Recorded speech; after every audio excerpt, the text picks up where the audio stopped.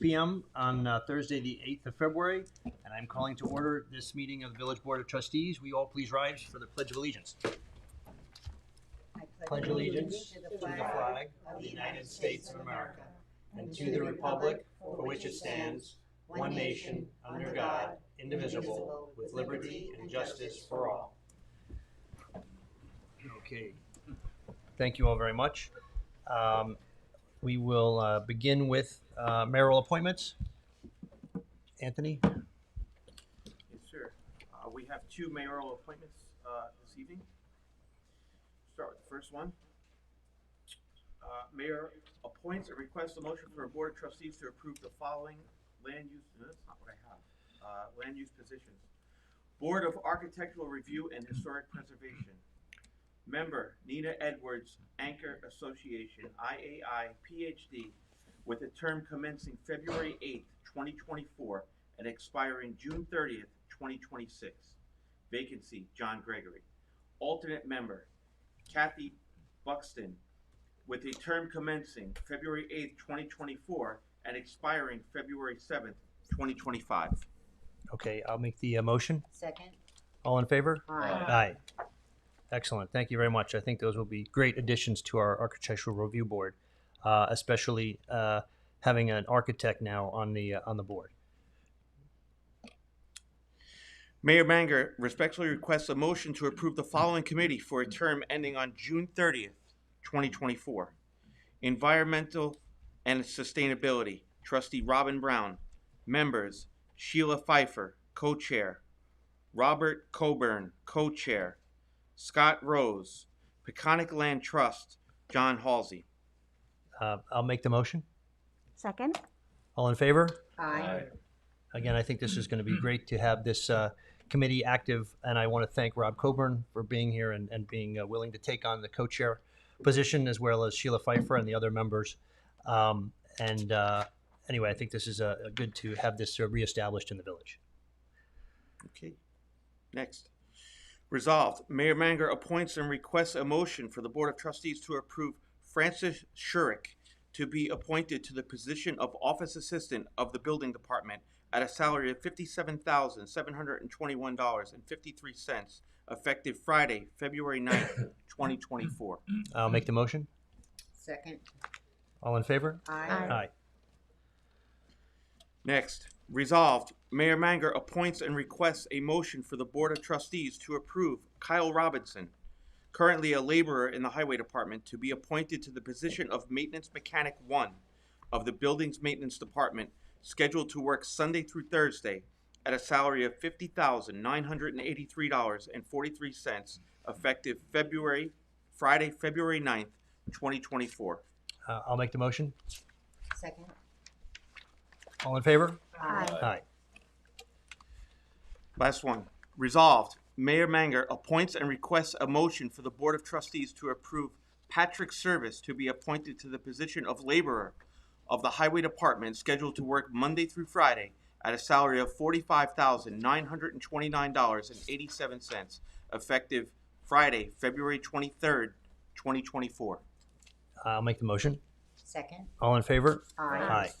Thank you. At this time, we're also going to have an employee recognition award for Josh Bard. He is a maintenance mechanic 1 in the Parks Department. He was nominated by John Flick, Department of the Head of Parks. And I'm going to ask the Deputy Mayor here, who oversees the Department of Public Works, if she has any comments about that. I'm always very happy when someone from DPW gets Employee of the Month, and Josh is, he's always there. He's always on time. He does his job very diligently with much care. And I thank John for nominating him and bringing this to our attention. And keep up the good work, Josh. Thank you. Thank you very much.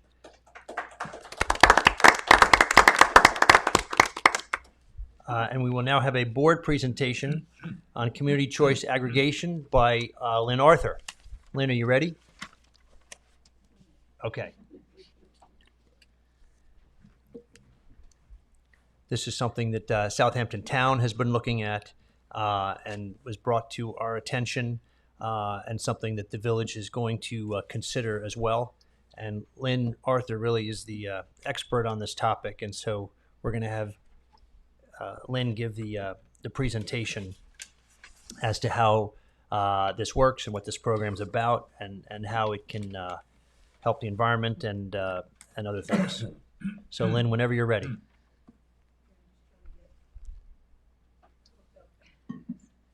How's it going, Sage? All right.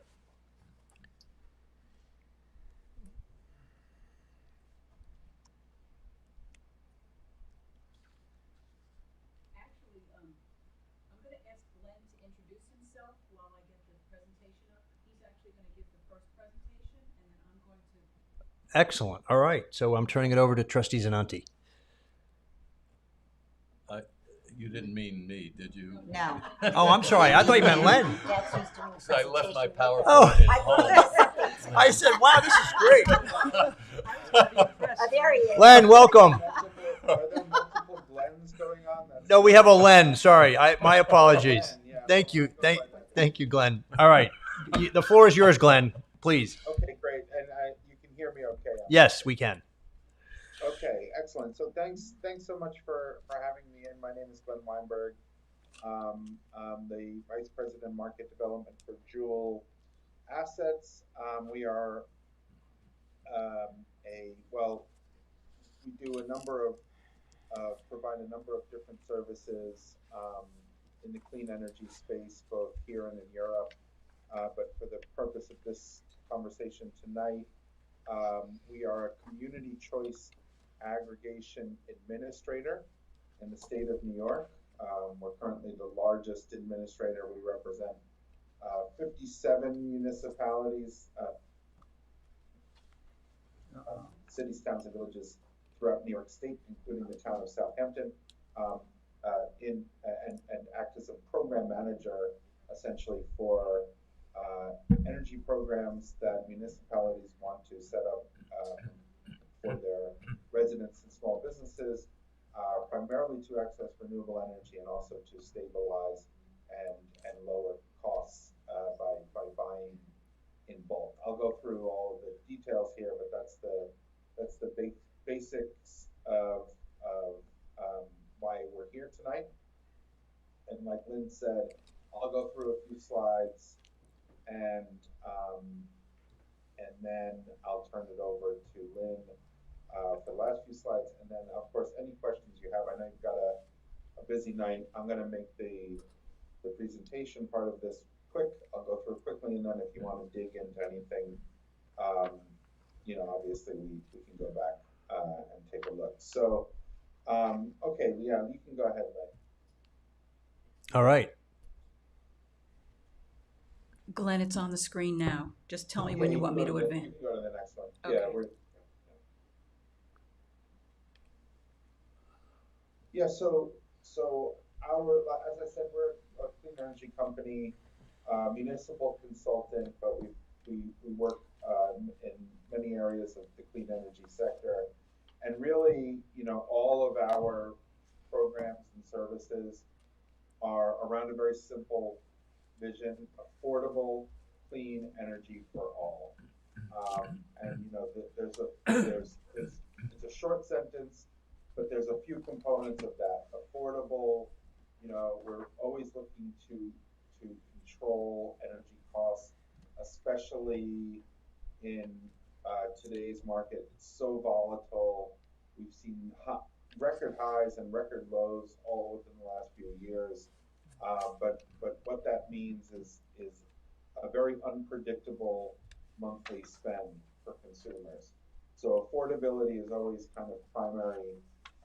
Renewables, where all of our products and services are focused around clean energy and energy efficiency. And then for all, it's universal access. So a lot of these products and programs that are available have been available for some time, including access to renewables, have been available for some time for large users. However, a program like Community Choice Aggregation makes the same sort of or grants the same sort of access to small customers, to residential and small businesses that have been available to larger users for 10 or 20 years. So the for all is really, it's really about universal access and bringing these opportunities down to the individual consumer level. Okay, you can go ahead, Lynn. As I mentioned, we represent 57 New York State municipalities, cities, towns, and villages, ranging from tiny villages all the way to large cities like the city of Rochester. We represent not quite yet 1 million, but over 800,000 New Yorkers. And we've had a really excellent track record.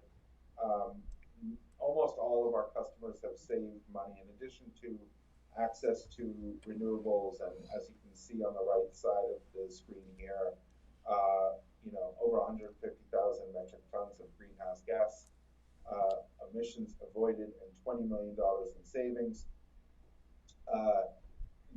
Those are really the two pillars of the program that we're here to talk to you about tonight.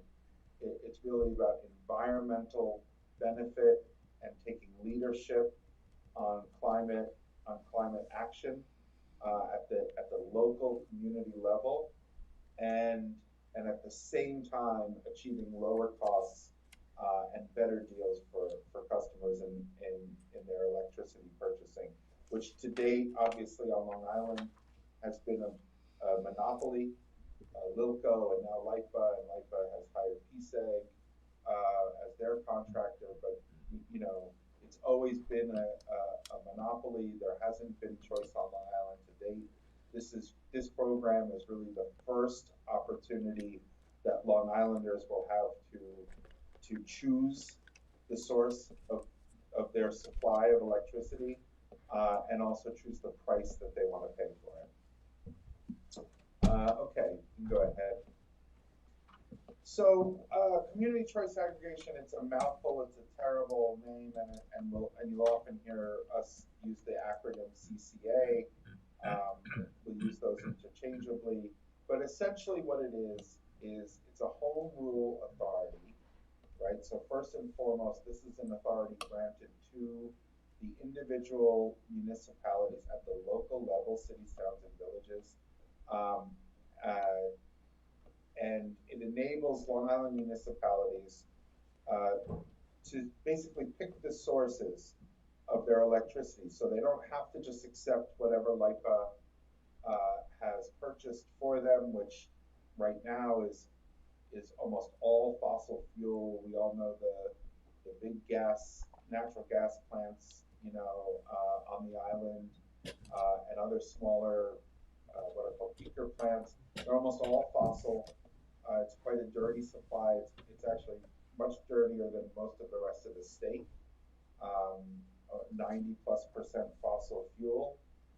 So this is an opportunity, for consumers to have a choice in the source, and B, to access renewable energy really for the first time. Of course, the offshore wind is coming, but it's not here yet, and the timing of when it'll be here is still very much unknown. So this is action that the village and the surrounding communities, including the town of Southampton, can take to show leadership on climate and sustainability. Okay. So, this is maybe animations, Lynn. You can just click through there. So why community choice aggregation? Again, access to renewables, local control over the source of your electricity. This is something, again, this is state mandated to the utility today without any consumer choice. It's one of the, it's almost the only municipal monopoly left, right? I mean, we have choice. We have retail choice for everything we do, including now the telephone and everything else. Electricity and natural gas are really the last sort of monopolies, and this program was designed to finally give choice to customers that have never had it before. Okay, going. This is all, this program has been authorized by the state within the construct of the larger ambitions that New York State has, which have gone from pure ambitions to law with the 2019 what's called the CLCPA, the Climate Leadership Law, and in that law there are not just targets but mandates: 70% renewable by 2030, 100% carbon free by 2040. Right, so these are some very lofty goals. They're some of the most aggressive in the country, and New York State, to support these sorts of mandates, has authorized programs like community choice aggregation to give the power to the local decision makers like yourselves to take action and to advance and accelerate the transition to clean energy. Okay, this is CCA it's still fairly young as far as policy goes. It's been around for about 8 or 9 years, and in that time we've seen really steady growth. There's now more than 160 municipalities that have enabled themselves through the law, through the local law that you guys have passed, to operationalize a program like this. And it's growing so fast that that map on the right-hand side is out of date. There's many more pins that belong on there. We're seeing a big uptick of community choice aggregation, especially in the last few years, as programs have demonstrated a consistent level of again, both environmental benefit and cost control. So much so that CCA now accounts for more than 1/3 of all the voluntary renewables purchased in New York State, which is a really big number, because obviously New York State is a very large state, a lot of customers, and CCA has grown very quickly in a short period of time. Okay, an important, as we think about this program, a really important point to make here is that the utility, LIPA, still, and their contractor, PSEG, still play exactly the same role that they play today in terms of the delivery of the energy, the billing. So when you switch to community choice aggregation, this still your residents will be switched to a new electricity supply, but it is still the same bill, one bill from LIPA or PSEG. The customer doesn't have to do anything different. They don't have to take any action whatsoever. They don't have to deal with a second bill. The utility is still there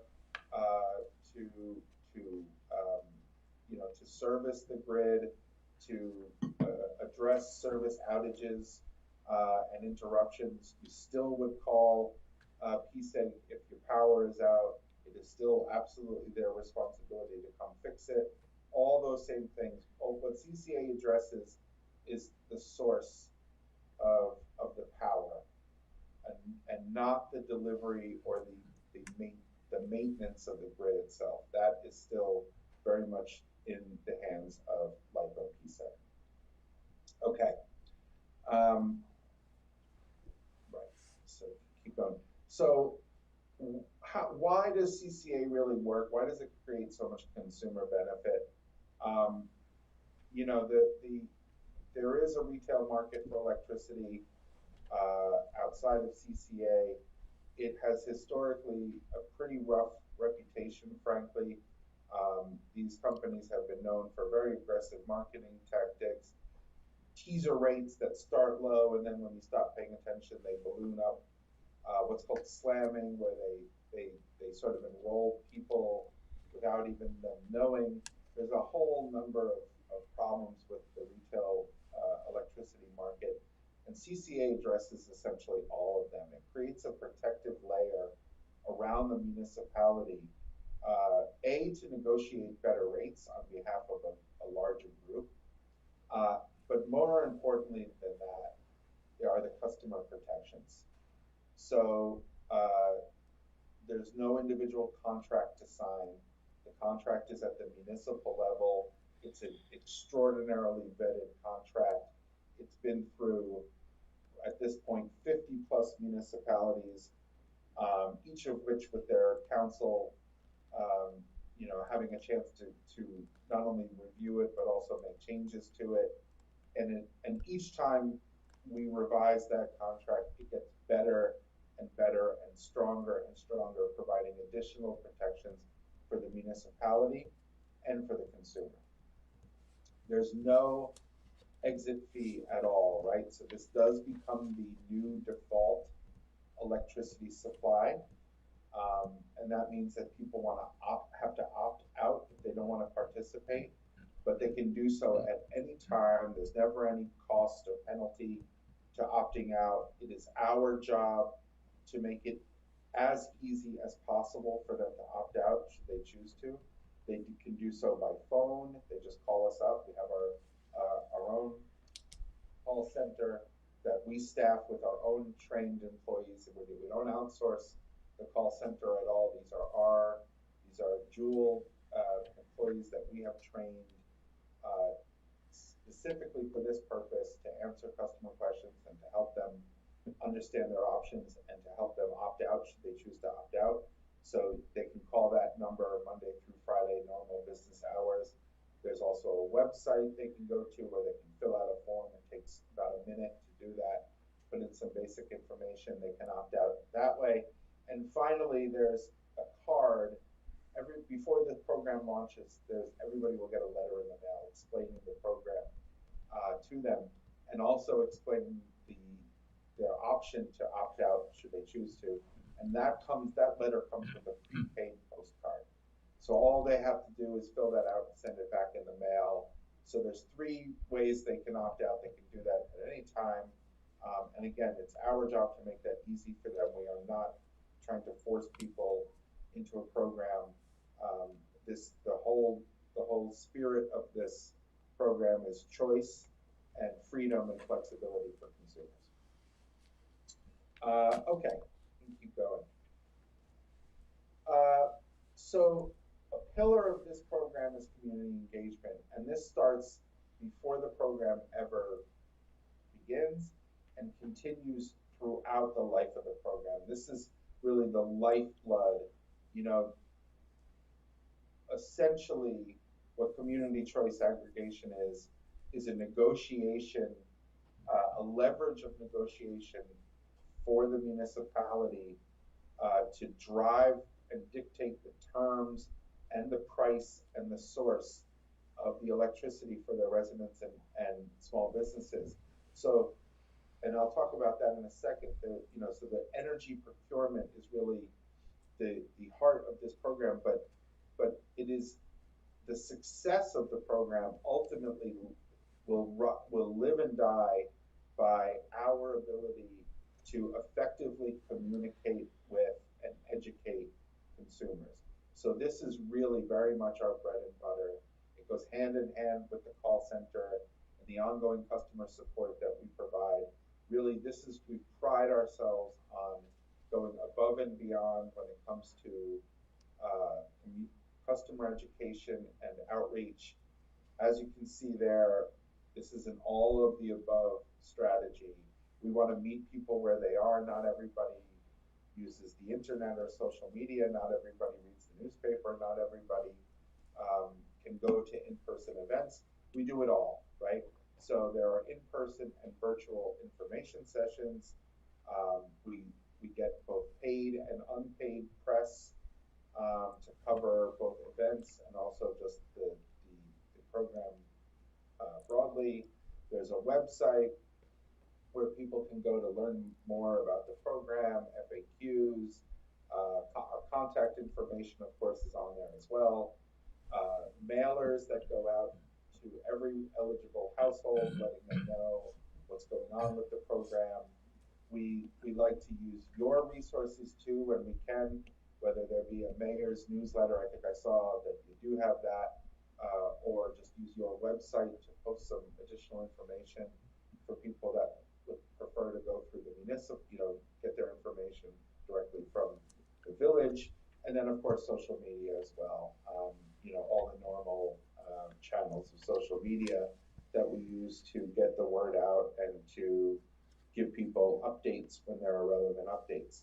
And then, as I mentioned, we have an ongoing resources helpline. We do program updates and continue up the info sessions. And again, through the life of the program, we Jewel, and Lynn, as our intrepid outreach coordinator, we're there both physically and virtually at all times for consumers as long as the program lives. So that's really something that we pride ourselves on and we think is critically important to the overall success of the program. And we Jewel provide services to the village that goes beyond electricity supply. The electricity supply contract is really, again, that's the sort of heart of the program. But we go well beyond that. We provide advisory services on solar development, energy storage, EV charging, energy efficiency, demand management programs. We have a steep history as a company in a lot of these technologies and programs for many, many years, and we bring that expertise to our municipal clients. And it's really up to you, based on what your goals are and what your available resources are.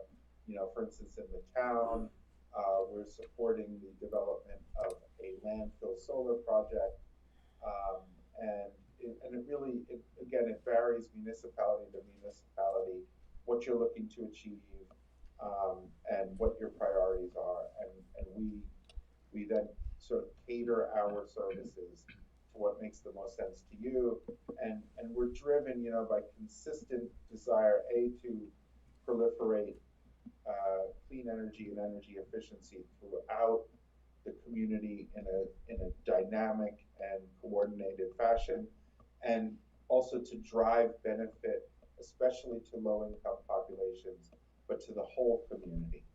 And that includes economic development, job development, job placement services, and the list goes on. And so, should you be interested in that, we'd be happy to set up a separate session where we can talk to you just about that. Okay. In terms of Jewel's sort of credentials, we really, this is really a turnkey program. We do all the work. The idea is not to lay anything on the municipalities. I was going to say, I like the second bullet especially. Yeah, it's in bold for a reason, right? This is we do the work, and we also, this is no cost to the municipality at any point. There's no consulting services, hourly, anything like that. We are compensated if and only if a supplier is selected, an RFP is awarded, and in that case, we get paid by the supplier. We're essentially providing them a service, so the municipality never pays us for our services, and all the work leading up to that point is done speculatively on our part. We don't. There's no clawback or anything like that. As I mentioned, we're the largest CCA administrator in New York State. We have the most experience doing this. We really pioneered this in New York State. Our founder was really the basically single-handedly brought CCA to New York State, and we continue to push the envelope We have integrated community solar into our CCA programs. We're the first to do that in the U.S. It's still the only, with a direct prioritization of low-income customers and driving benefit to low-income communities. And as I mentioned, you know, we really our hallmark is a robust education and ongoing support. Okay. And this is the last slide I'll leave you with, and then I'll turn it over to Lynn.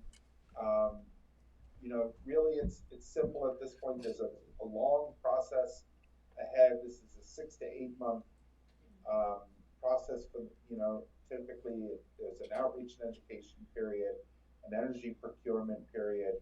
It's all very systematized, and we've got it down pat. But for the moment, really, there's just, you know, 2 and really 1 next step for the village.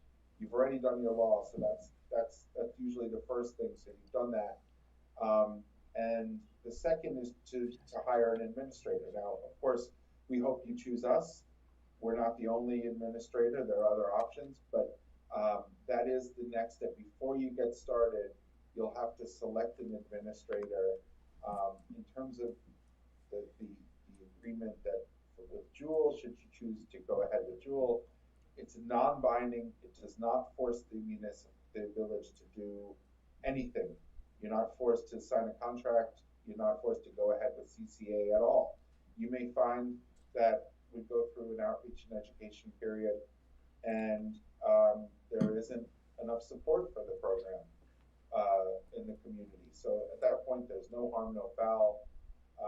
You know, there's nothing. You don't owe anything. You don't have any obligation to us.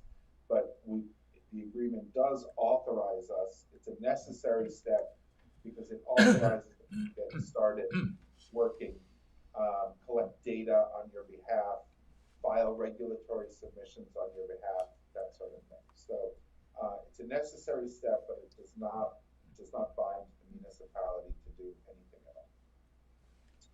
All right, I think, yeah. So Lynn, at that point, and again, I'll stick around for questions as long as you like, but I'll toss it to Lynn now and to talk a little bit about community solar.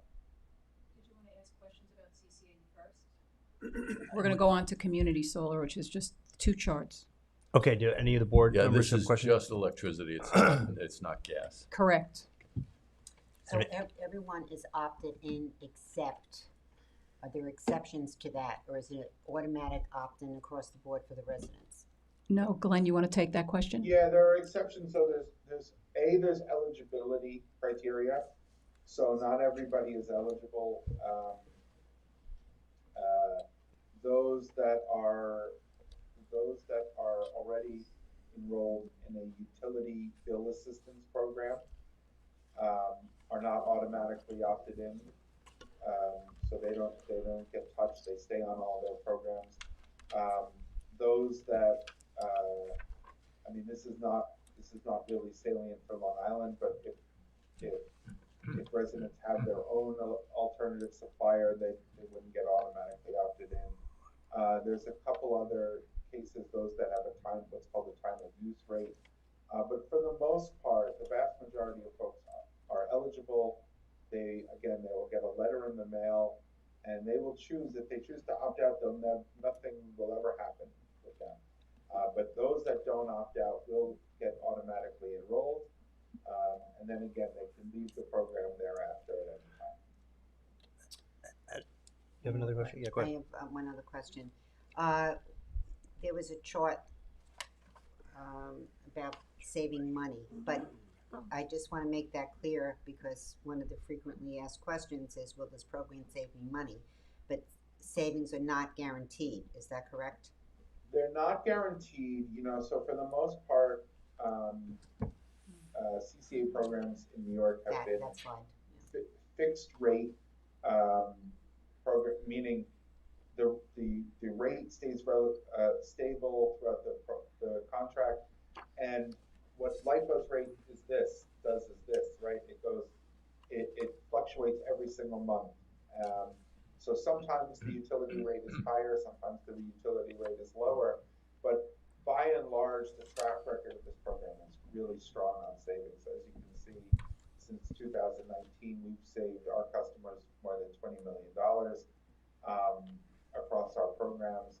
There's been a really strong track record for savings, but it is important to remind folks that there's not a guarantee of savings.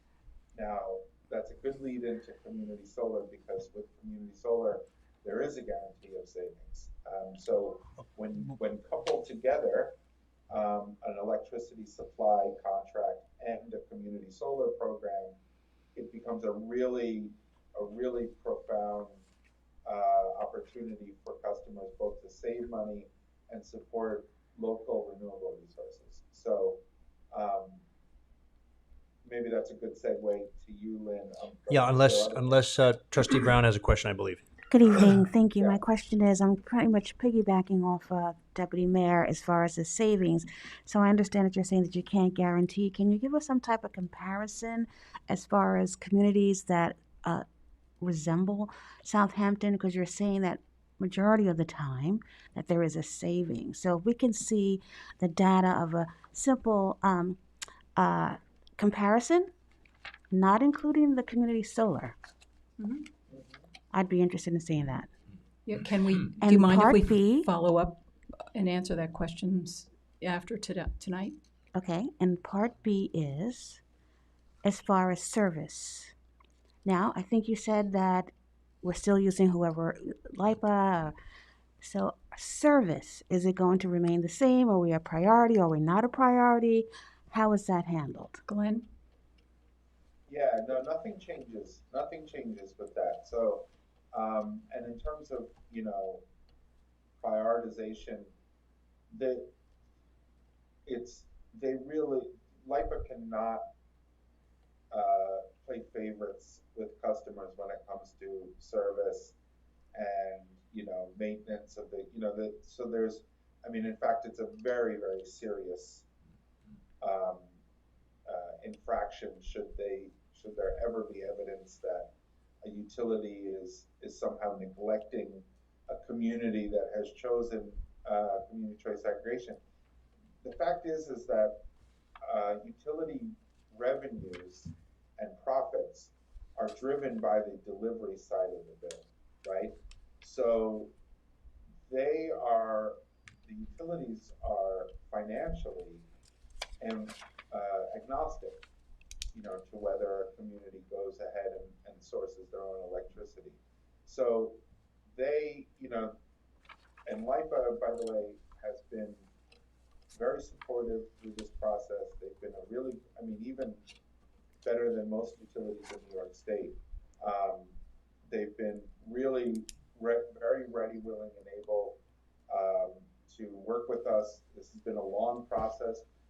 I've spared you the gory details of how long it's taken to get here, and Lynn can tell the war stories as well, because it's been several years of working to make this possible on Long Island, even though it's been enabled and operational in the rest of New York State for several years. It's new to Long Island, and really as of January, new changes taking place that really allow these programs to work as they work in the rest of the state.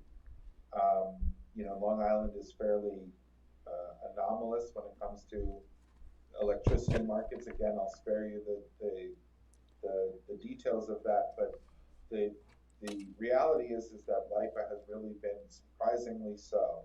LIPA has really been a very willing partner here. We've been very pleasantly surprised. There's a lot of steps and a lot of learning on their part to get up to speed, and they've really been very attentive and very responsive to everything we've asked them to do to this point to prepare to launch programs in Long Island. So we're very pleased with that, and you can rest assured that there's not going to be any lapse in service or any prejudice against the village or the town, for that matter, for going forward. And in fact, if you go to the PSEG website and you just hit the search and you put in CCA, they are offering it and featuring it, as if they invented it. Okay. So Well, I don't Thank you think it so gets very better much. than that. Thank you, and I do look forward to you showing us that data. I appreciate it. Thank you so very much. Trustee Stevenson, do you have any questions? Yeah, and I'll let Lynn go, but just in terms of the data, so the size does matter here in terms of the size of the municipality, Mhm. but in terms of the pricing that you get, because I know that you're interested in, oh, it's a modestly sized village. Are we going to get the same, performance that a big city will? The fact is here is that you're very lucky, and this is a strategy that we use all around the state, is that we pair smaller municipalities with larger municipalities so that everybody gets the benefit of the volume, the quote unquote bulk discount or volume discount. In this case, the leadership of the town of Southampton, who is the leader on this in all of Long Island, but also is quite a big pool of energy demand as well. So by sort of piggybacking on that effort, you will get the benefit of the volume of the whole town, inclusive of the village, when it comes to pricing and terms. So I'm happy to share all sorts of, performance data with you on comparably sized municipalities. But the reality is that by linking up with the town's process, you're sort of acting as a much larger customer than just the village alone.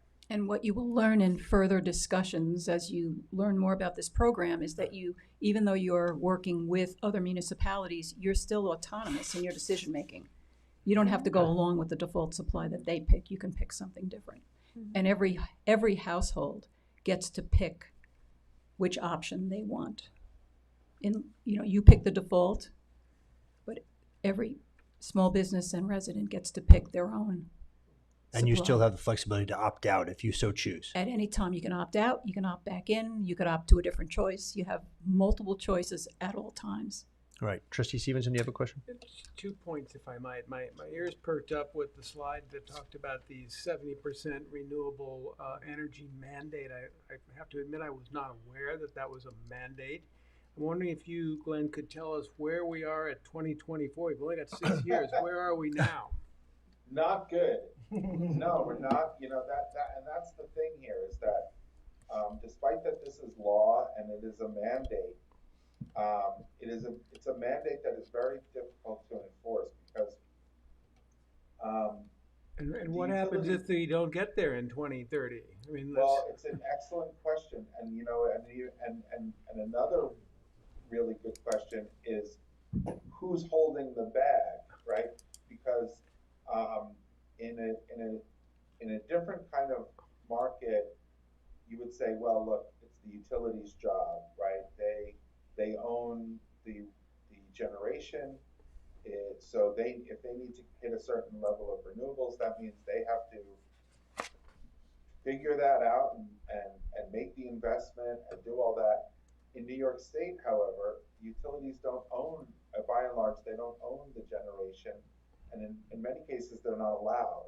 So the utilities are sort of throwing their hands up and saying, yeah, you want us to get to 70%, but it's not we don't have control over that, and they're right. Well, that brings me to my next point, which is that I understand why PSCG would be enthusiastic about what you're trying to do, because from what I've seen, they've said that they're very concerned about even having enough conventional energy to supply the needs of Long Island, particularly in high demand periods during the summer. So they've got to be enthusiastic about finding any other source to provide energy to their consumers. But where are you guys going to get enough renewable energy from? Where is that coming from? Yeah, and like I said, there's not very much on Long Island at all, right? So it does have to come, but New York State actually has a lot of hydro power, some new wind, not only the offshore wind, which hasn't turned on yet, but onshore wind as well. and solar is a big grower. Now that we are seeing on Long Island, you know, grow fairly quickly, but also rest around the state. So it's really a, you know, hydro is has a very rich history in New York State, not just Niagara Falls, is the one that we all think of, but really around the state there is a really long history of hydro generation that is still very active and provides the bulk of the renewable energy that we have in New York State. But it is growing. It's not growing fast enough. To your question, you know, 70% is a big gap to make up. You know, because we're more like at 20%. So is it a concern right that now. if people sign up for the renewable energy, that they're gonna suffer from brownouts because you guys don't have enough power to supply them? No, no, no. You know, the way the grid works is that there's a level of reliability. You know, the grid doesn't wait for the the green electrons to get here. The grid operates so almost independently of that. In fact, it has to. It's mandated to work that way, meaning that there's uh, a grid operator that works throughout the state that makes sure that when you turn your lights on, no matter who your supplier is and where it's coming from, that there's enough power in the grid at all times to support that. Now, that doesn't always work, as you guys know out on the East End, you know, where you see consistent brownouts in the summertime when they, as you mentioned, where there's peak demand, and it's a real issue, you know, for the East End of Long Island, and Lynn can attest to this even better than I can, but this is a conversation that's gone on for many years now, where the utility has been trying to find alternative solutions, what are sometimes called non-wires alternatives, and other sorts of things, you know, as well as big investments in transmission and distribution to prevent these sorts of outages from happening. So it's not to say that it's a perfect system, but regardless of where your supply is coming from, there is a system in place to ensure that there's always enough electrons flowing through the grid to support the energy demand, even when it's very hot outside in the summertime and that sort of thing. So there's no risk in this program of the lights going out for the reason for the because of the sourcing, but you know there's still the same risk that you always face, especially in the summertime when everybody's out there and using and pumping their air conditioning and their pools and everything else. That you still may see the same frequency of brownout, but there's no risk of an increased service outage because of this program. So as I understand it, if I've opted out, but my neighbors across the street have not opted out and have opted into CCA, if there's a brownout, we're both going to be suffering. I'm not, you know, the CCA person Exactly. isn't going to suffer more than I am, or vice versa. Exactly. That you know that's the thing about electricity is that the green electron, you know, it's easy when you go to the supermarket to tell the difference between the organic apples and the conventional apples because they have them in separate bins and they're labeled. Electricity and the ones they all mix together. So whether they're coming from a solar farm or from a natural gas plant, they all get mixed together on the grid, and there's no way of sending the clean electrons to your house and the dirty electrons to your neighbor. But nonetheless, you know, there is a very sophisticated way of accounting for all these things and making sure that those that are buying renewable energy are getting it, but as far as the transmission lines and the grid itself, all the electrons get mixed together, and which is a good thing when it comes to reliability, right? Because it means that there's always the proper amount of electricity flowing through the grid to support all customers. Thank you. More questions? No, why don't you go ahead, Okay. please? All right, real quick, just a couple charts here. So, as Glenn said, one of the services that the CCA administrator, in this case Jewel Community Power, has been provided to the town is to advise them regarding community solar. Jewel brought to the town the idea that we've got this landfill at the North Sea Transfer Station, and Jewel has been successfully putting large solar arrays on landfills upstate New York in conjunction with these CCA programs. Now, they also then brought to our attention that LIPA has a CDG, it's called Community Distributed Generation Community Solar Tariff on the books. Now, let me clarify, a tariff in this context is not a tax. A tariff, when you're talking about energy, is I think of it as the terms and conditions under which a program is made available from the utility. So LIPA has a community solar tariff, and Jewel, working with the town, issued a request for proposal, a competitive bid, to all developers to put a solar array on the North Sea Transfer Station. And that was about 1.5 years ago.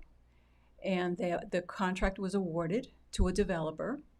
And under that tariff's terms and conditions, 10% of the cash flow that developer gets from, in this case, LIPA, for all the electrons that it's injecting into the grid, is then made available, the cash flow is made available as bill credits that in this case, the town board is the authority to then distribute.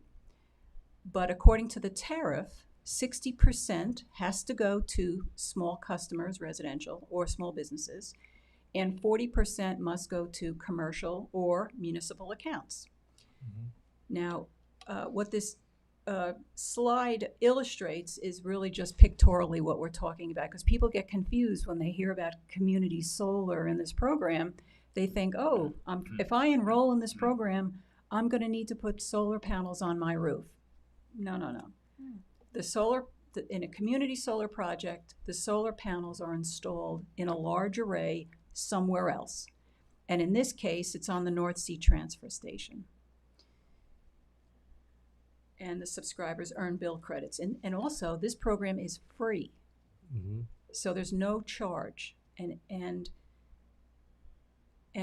the town board has made this program available to all residents across all incorporated villages and the town that pay taxes within the town of Southampton. Mm-hmm. So, for example, there's a portion of Sag Harbor that's on the East Hampton mm-hmm. side. They would not be eligible, but everyone in the village is eligible. And the only thing the residents have to do, and I've asked my colleague, Dieter von Listen, who's the co-chair of the Southampton Town Sustainability Committee, to pass out these cards, and all of you have them as well.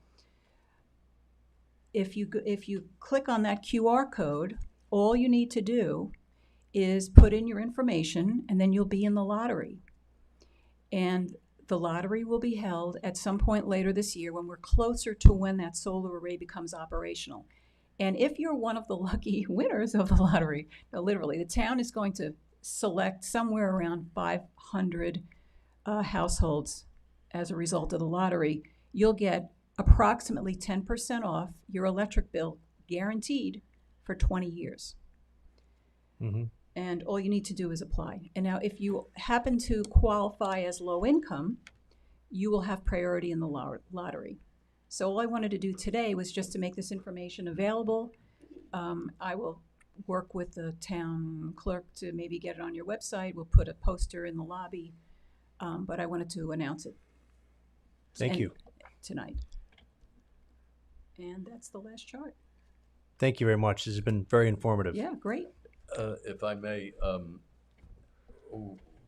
Deputy Mayor and I had the benefit of a private briefing from you, and it's a very complicated issue. And I think what I'd like to recommend is, if there's interest, that we have basically a community education forum on this topic, because I'm sure there are a lot of questions. The environmental issues are really interesting and attractive, but the economics are the thing. And then there was that, article recently Yes. about the town of Brookhaven, and I realized that wasn't electricity, but it was gas, and people suffered higher rates than they thought they were going to get. So I think the drilling down into this, where we're not constrained by other agenda items, might be a really worthwhile idea for our residents. And I've taken that presentation that we went over, I've added more information to it. All the questions that were asked tonight are addressed in the new version. And I'd like to offer to the other trustees, if you are available one-on-one, happy to walk you through that. But that is exactly what we'll cover in these communities. So I'll work with Karen, a member of your staff, to get that scheduled. We'll figure out when that Perfect. would be, and we'll advertise it. Awesome. Okay. Thank you. Thank you, Glenn, and thank you again, Lynn. Lynn. Thank you very much. All right, we'll now, Anthony, move on to public comment. Yes, sir. Please. And just to be clear, public comment will be just generic, general public comment now. And then when we open the public hearings, I'll ask people to come forward to speak about the specific public hearings on the proposed local laws. But at this point in time, we're just going to have general public comment. Okay, we'll start with Mr. Finity. Yes, please. Yes. Yes, absolutely. Yeah, no, absolutely. Yes. Please come up to It's the on a microphone. public hearing. Yep. Sorry about that. Hi, Mackie Finnerty, Woolley Street in Southampton. I'm strongly in favor of this. I've been following Lynn for years and all the amazing work she has done on this, and all the groundwork that she had to do to even make this possible because of the way things were set up in such a weird way for Long Island. Anyway, so it's time to do it. As we all know from everything on the news, we have to do everything we possibly can. I really like the way this is set up, where it's an opt-out, so we don't constantly, people my age are struggling with computers all day long, just trying to do the simplest thing. And so it's so refreshing to know that I don't have to do that to get into this program. So it has been tested in other areas. I really like that. It's been around for, she said, 8 to 9 years. I understand in the area north of the city, up in the Westchester area, it's been extremely successful and that they have saved money. I know it's not promised, but hopefully that we would save money. I think it's really important that we join with the town on this. For the reason she said of getting more aggro, but it's sort of ironic since the town hall sits in the village. Would they not be able to take advantage of this unless our village comes in? So I think always we should join together for these good projects, and I think this is really one that we should be doing right now. And time is of the essence, and I'm all for public hearings and so on, but they've already said it's an 8 to 9 month thing. And so I think we have to be careful of how we don't add excessive time, because you saw those dates, even though we don't know how we're going to be punished if we don't make them. We would like to make them, right? Yes. We don't want to be the ones who don't make it for lack of interest or something. So I think that's all I have to say about that. The other questions have been answered, but I hope we'll go forward with this, and that we'll all have solar or wind or hydrology. Thank you. Thank you very much, Thank you, Mackie. Second, Douglas. I actually wanted to comment about, or speak during the public hearing that you're going to have. Okay. tonight about That's fine. So, Yeah. okay. courts. So we'll hold off, and then the last we have is Victoria. I just had a very quick thing. I'm also very much in favour of it. And I just wanted to pick up on the point about saving money. I'm sorry, can you just state your name and address? Oh, for the, Victoria Elenowitz, 153 Great Plains. Thank you so much. Just about saving money. Of course, we all hope that we can save money, but at no point, or for exceptionally short spaces of time, would anyone do any worse than they would be doing with LIPA. You know what I mean? You've got so hopefully we'll actually save money if the price of renewables goes down. But no matter what happens, the maximum amount of time that someone might make the wrong choice, if you like, would be, say, 4 months, if you're going to go with the sort of 4-month decision. That's precisely what I would like to drill down and understand, so that the public understands what you just said. Yeah. So it's, you know what I mean. There's really no downside, but what there is stability. So you know what you're going to be doing in 4 months' time, and you know whether you want to decide to stick with the renewables or not. If price is a big thing, and the only other thing I want to say is that Lynn has done some calculations, and others have done some calculations about the town. And if the town does this, they're looking, it will probably save around 36,000 metric tons of CO2 every year. And I love that. I mean, I wish I could fix my historic house where the windows leak, energy like that. But if I can do this instead, I mean, I'm not saying I shouldn't do the other as well, but it really makes a huge difference. And I love that. And that's really what this is about. Thank you, Victoria. Yeah. Thank you. Thank you. Unless we have anybody on Zoom, Sage? Rob. I didn't sign up, sorry. Rob Coburn, Hill Street, Southampton Village. Len, I really loved what you said about education. I think on all environmental issues, I know part of the committee that was appointed to tonight, it's really serves two purposes. One is to advise you and be a resource to the trustees on to drill down into issues you don't have time or don't want to take the time to, because you have too many other things on your plate. But it's also the public community education on how some of these things interlock and what are the upsides and downsides. So I'm a big fan of that idea. Just thought I'd comment on Roy's point. It sounds like an ambitious goal to get to 70%. It seems to me that what Jewel and others do is not only provide a service, really do three things. They're providing a service to the communities and the customers. They're providing service and getting compensated by the energy suppliers, but they're playing a market function here to try to aggregate and highlight and generate demand that will incentivize the alternative producers to close that gap. So they're trying to show that there's muscle behind this demand from consumers in a way that will help get more, to accelerate the development process of alternative generation. So the quicker someone like us signs up, the better it is to help close the gap, for not just for the obvious reasons, but for those market reasons. And I just wonder out loud, and I don't know, Lynn, if you know, could we consider doing a similar solar array in the village on either the municipal garage building or on school buildings or other places that could qualify as a community solar project? Definitely. Yeah. Thank you. Thank you, Rob. Thank you. Okay. All right, well then we'll go to public hearings. And would the attorney like to go through the different public hearings that we have scheduled for this evening, please? Yes. Thank you all very much for being here. Thank you. Thank you.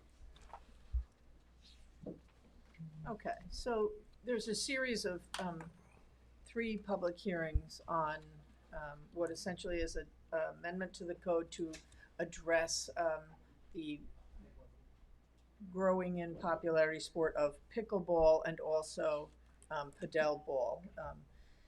Up until now, our village code just addressed tennis courts, and tennis really wasn't defined. So this is an effort to address issues surrounding this new popular sport of pickleball and also the growing sport of padel ball. So it restricts the ability to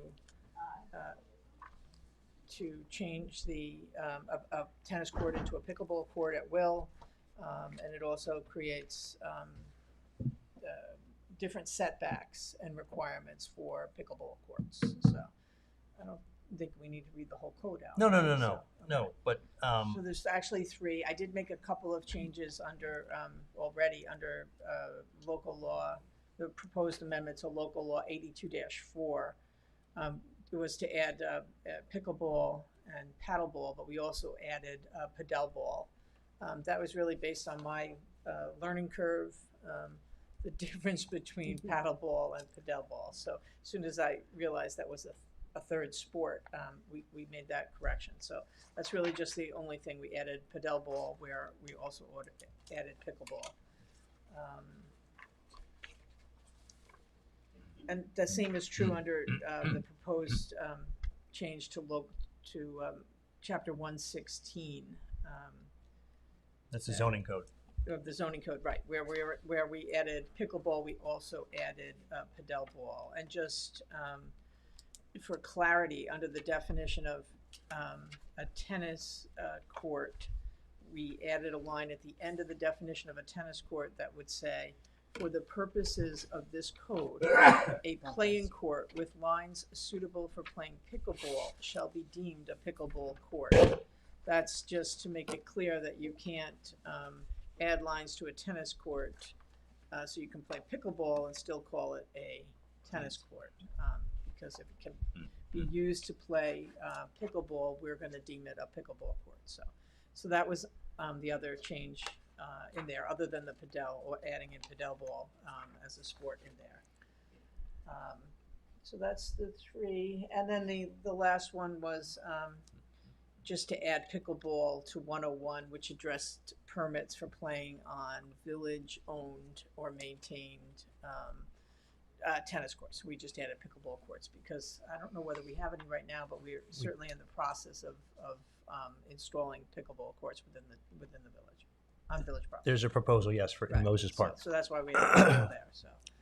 We do have tennis courts. I don't know if, too. what's that? We do have tennis courts. Yeah, we do, but we've always had tennis courts. We added the language for pickleball because we're gonna also own some pickleball courts too. Yeah. So while the law was primarily designed, the new proposed laws to address noise concerns regarding pickleball, it also included concerns about the growing popularity of padelball also. So yeah. I don't know if anyone else wants to address it from you before you open it to public comment. Anyone else on the board here, or should we open it for public comment? Okay, at this time then I'll make a motion to open the local laws. Can we do them all at once, or we have to do them individually? No, we can open them all at once. Let's open all of the local laws that are listed here for public hearing. I'll make the motion. Second. All in favor? Aye. Okay, so anyone that would like to come and speak on this proposed, or these proposed local laws, please come to the podium and state your name and address and be heard.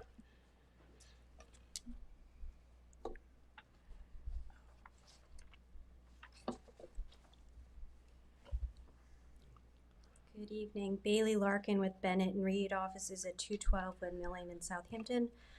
We had submitted correspondence earlier, I believe today. Who's that? Sorry. Sage. Sage. What's Just going on?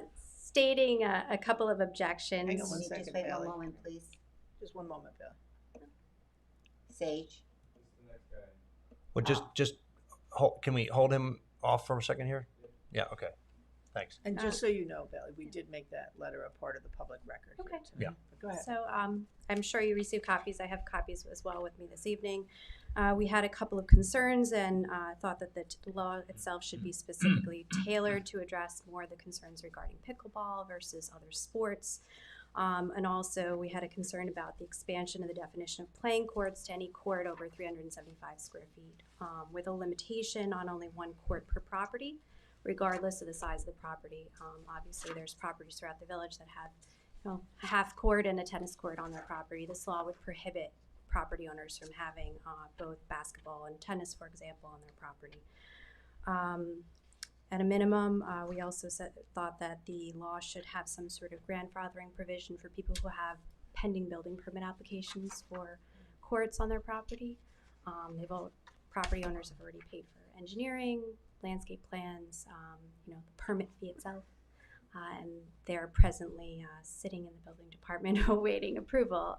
So we thought it was appropriate to have such a grandfathering provision.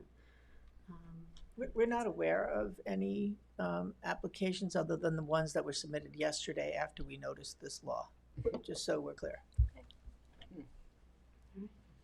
Okay, thank you very much, Thank you. Bailey. Appreciate it. Is there anyone else in the room that would like to speak on these topics? Please. Douglas DeGroot, 411 Hampton Road, which is Triangle Tennis Club. And I'm also the owner of Hampton's Tennis Company. And we do build tennis courts, pickleball, padel. Let's see, when I read these, I felt like the first one was really about getting, let's see. Which is the first one? I think you have them in this order. I have 101 7-2024. Okay. 7, yeah. What is that? That's really just about having a permit to play on the village courts. Yeah, Is that's that correct? 101, right. We just Okay. added a pickleball to the tennis court definition there. Okay. And then the last one is just like, okay, you can't do sports outside after 11 p.m. Right. or before 6 a.m. Right, that's right. Right. So really, it's the middle one that I think we should just chat about. And what I'm always worried about is knee-jerk reactions to stuff. Like pickleball is, first of all, I don't even play pickleball. So I'm not saying it from a point of view of I'd like to play it. It's just an incredible phenomena that is actually incredibly, it's a healthy thing that's happened. You know, instead of people sitting on their computer just searching for stuff, they're like, I'm going to go outside and play pickleball. It's a really easy game to pick up. You know, it's low level entry. If you can play ping pong, you can play pickleball. It's fantastic for people to get exercise, you know, and so even though don't really like to play it, I really respect it. Mm-hmm. I think it's many municipalities, and of course I'm familiar with this, thinking about, you know, what East Hampton Town, what East Hampton Village, what Southampton Town, what Southampton Village, North Haven, and they're using the exact same words. You know, they're like, well, what's going to solve this problem is if we put a sound attenuating wall around the pickleball court, and it's going to have to be within 10 feet. And 3 sides should be covered, but the 4th side does not have to be covered. I actually don't think there's a lot of science behind that. I think once that jargon got initiated, it's just been moved from one municipality to another. And I think, like, for instance, if you read the law, you say, oh, there's going to have to be a 6 foot high, which is like this high, sound attenuating fence around 3 sides of the pickleball court. The pickleball court has to be 30 feet in from the property lines. So now you're going to have essentially what's like a stockade fence 20 feet in from your property line that cuts off your own visual of the rest of your property while you're playing the game. And really from anywhere on your property, you're going to look in your backyard, you're going to see this big stockade fence. And people are going to say, what is that? And you're going to be like, oh, we get to play pickleball inside this box, you know, on a beautiful summer day. And I don't even think that anyone has done the science and the research to say that that is really going to change how things sound. One thing I want to say is, like, immediately the industry has said, we got to make changes because everybody is talking about the same thing. My wife hates pickleball. She hates the cacophony. You know, it's a very high-pitched sound. But now paddles are being made to make less sound. And I brought some paddles, by the way, if anyone wants to try it. It's amazing. As soon as they start making the paddle thicker, the sound goes down. You know, it's a deeper sound. I also brought paddle rackets. The paddle are like 2 inches thick. They have a different ball. You know, the paddle ball is like it's exactly like a tennis ball, but it doesn't have quite as much compressed air in it, so it doesn't bounce as high. But it's the same furry thing. The pickleball is actually what we all remember as a wiffle ball when we were kids. And so that hard plastic is making a lot of noise. But you're painting two sports with the same brush when we think, oh my gosh, this is very bothersome because of the noise, because padel is not nearly as noisy as pickleball. Not that I'm trying to throw pickleball under the bus, but I just don't think that you should just say, oh, all the courts are the same. Well, wait a minute, is the padel, maybe I misunderstood, is the padel ball, isn't that the wiffle ball too, or is it? Can I get the balls? Sure. Okay.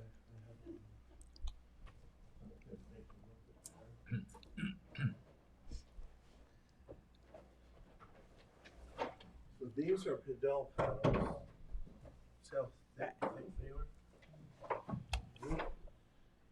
These are pickleball paddles. This is a sound deadening pickleball paddle. These are pickleballs. Mm-hmm. Here's a tennis ball. Yeah. Here's a platform, a padel ball. Mm-hmm. Here's an alternate ball people play pickleball with. That makes it easier. And it has no noise. Yeah. But people don't like it because Right. it has no noise. Can you try that with the sound deafening Yes. one? So listen to this one first. You can see that That's one. the traditional paddle? Yeah. Racket. This is the sound deadening one. Same ball. Can you hear that difference? Yes. Not really. Okay.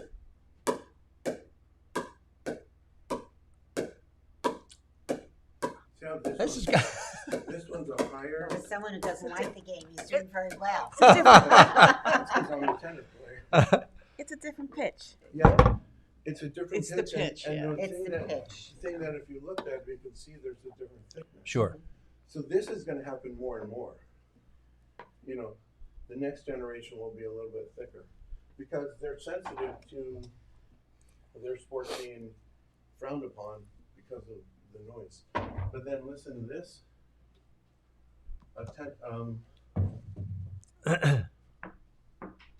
See how much quieter that is? I can do that. Quickly go back to this. Oops, wrong ball. Wrong ball. Yeah. But, Sure. But the padel ball, the padel sport that's the one with the 16-foot high fence walls, right? Most of it is 10 feet high, except the very back panel is 13.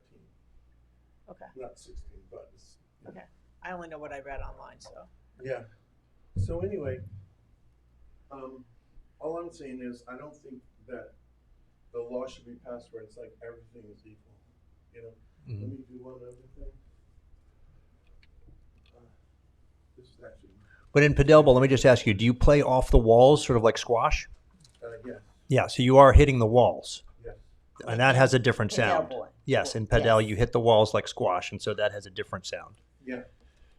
And, But it's not just the noise of the that's- ball hitting the racket. No, when you play it's the also the sport. noise It's of the wall balls and- hitting the and walls. ground, the court. Yeah. or the ball hitting the ground in tennis. You know, people are like, Right. oh, somebody's playing tennis, and you know, you hear this, you know, you hear this, but you would also hear this, Sure. Right. depending on what. So you are, you know, that's not very far apart. Mm-hmm. When it hits the glass, it's not unlike it hitting the floor. Mm-hmm.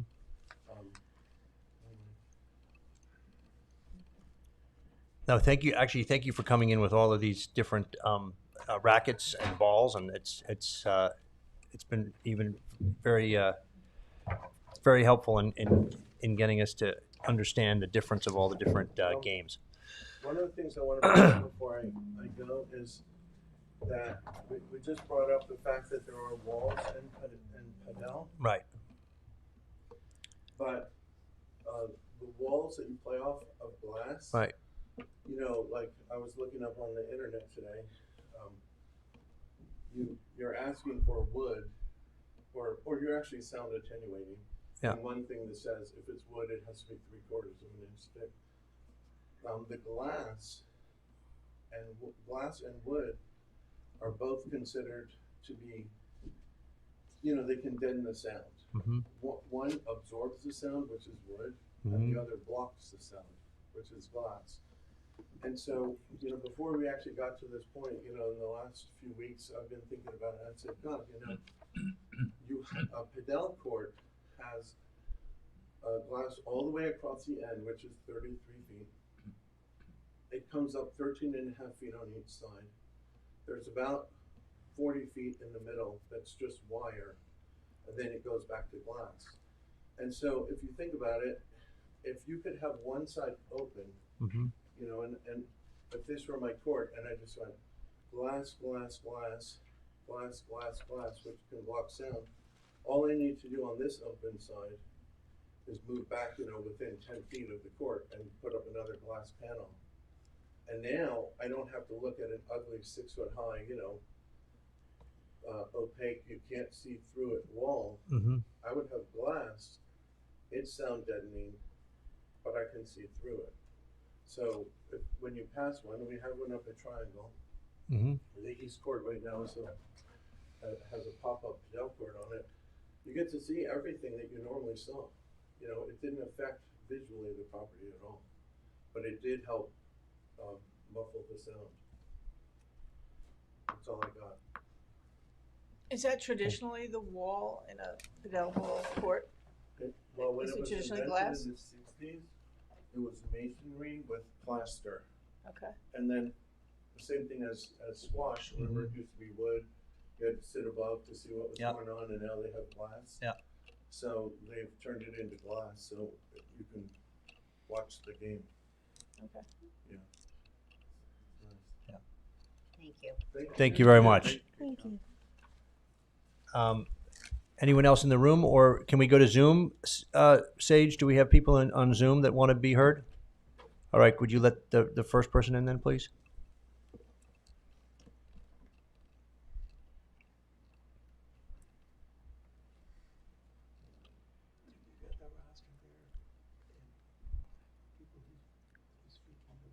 And if you could just state your name and address, please, that would be helpful.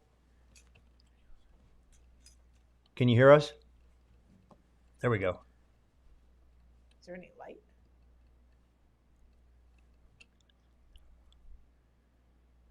Sir, if you can unmute yourself, we'd be able to hear you, I think.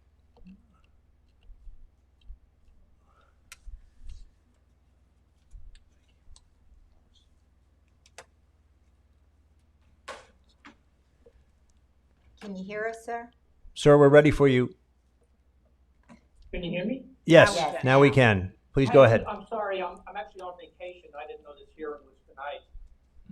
I just want to say, I live within 10 yards of. Could you do, sorry, sir, before we go, can you just state your name and your address, please, for the record? My name is Brian Davis. I live at 425 Hampton Road, Unit 1 in the village. of Okay, Southampton. thank you very much.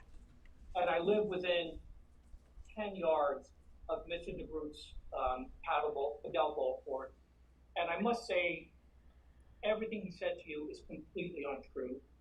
That court is a cacophony of noise. Because what he doesn't say is it's a team sport. I've never seen a woman play. It seems to attract kind of a young college crowd. And some people go there, it's always unsupervised. And people go there to work out their aggressions. And they'll go and just bash that ball against that wall like 30, 40 times in a row. It's horrible. It's horrible. We can't sit in our house while that court is in operation. I just can't believe I had a big discussion this was a December massacre it was the last week before Christmas when they got the permit to put up that padel ball court. There was no public hearing. There was a sign that it was going to be a fence.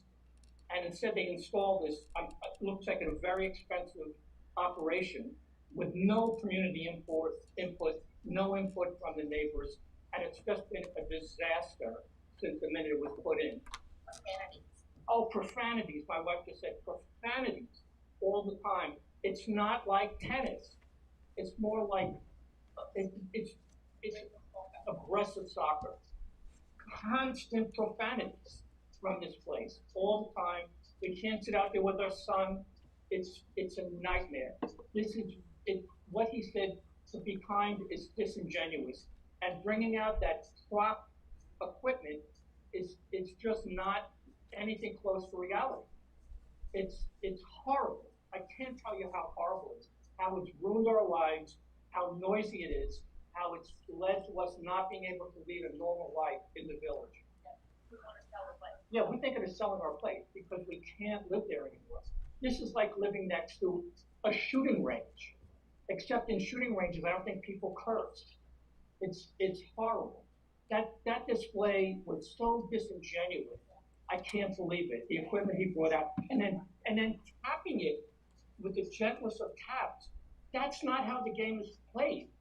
It's so aggressive, you can't believe it. And that it's I really I didn't know about this meeting. I wish I had. I would have canceled my vacation. Yeah, I think SYS has stopped this whole pickle and paddle stuff. It's also it seems to me it's an anachronism to have that now where all there's dozens of people who live in that community now. All these communities. There's us. There's the guy behind us that used to be all farmland, and to install something like that in that community just seems completely inappropriate. Yeah, and I was aghast when I saw the demonstration by the group. It's not the way it is, not even close to the way it is. And also, the fact that it's unsupervised, it's laced with sport, it's laced with profanity. And we can't keep calling the police all the time to come and have this stop. Please, to the extent you can, stop this from spreading. Okay, this is horrible. It's not the village, it's not Southampton, and it's just a complete disaster. And I since we've been living next door to this place for 20 years, I think tennis is, we loved the tennis facility, that was great. My wife just reminded me, the tennis was great. But this whole idea of more padel or worse, pickleball, is just not tenable for the community that lives there. Okay, maybe I'm repeating myself. Okay. It's loud. Yeah. Loud, like you can't believe loud. That the fact that we have our doors and windows shut and can't, with our triple glazed windows, and can't watch TV because of the banging of the wall, people working out their aggressions, and then the vulgarity is just, it's horrible, absolutely horrible. It has diminished our enjoyment of living in the village, unbelievable. Okay. Sorry if I'm ranting. No. We appreciate, we understand your point, sir, and we thank you very much for logging in and contributing your comments. From vacation. Yeah, thank you very much. Thank you. Okay. Thank you. All right. Sage, do we have anyone else? We do? Okay, can we bring in the next person then, please?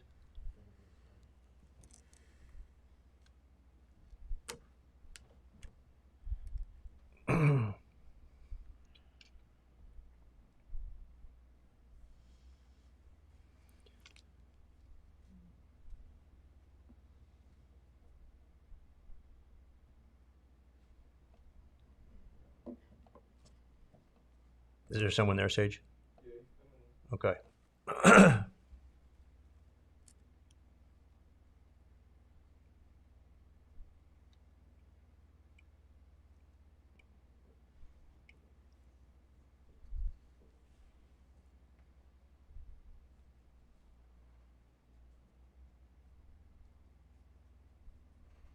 Hello?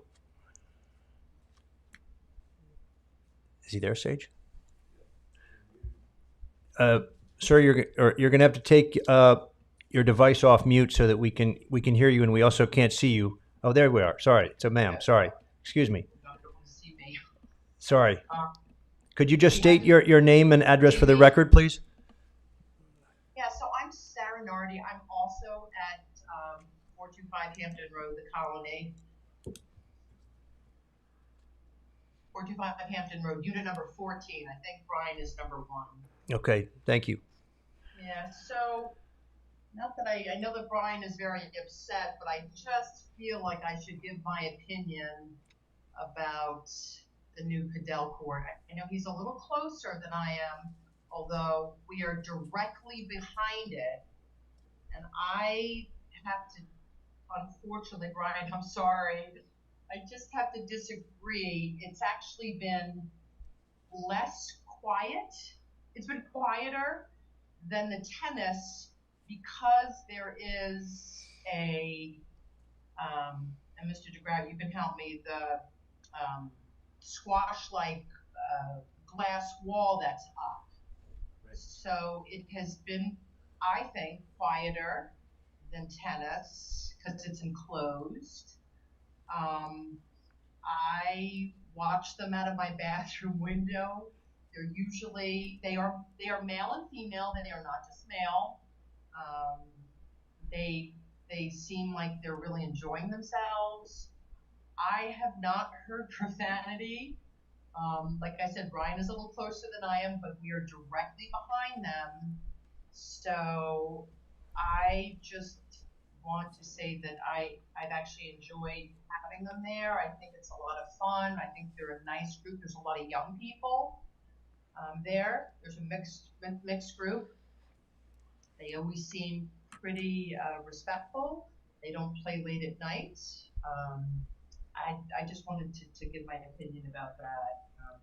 I would be very sad to see all that go, actually. So I just wanted to tell you that.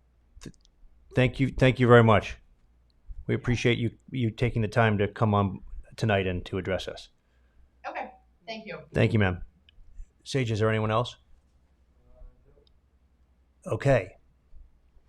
I just wanted to add that Yeah.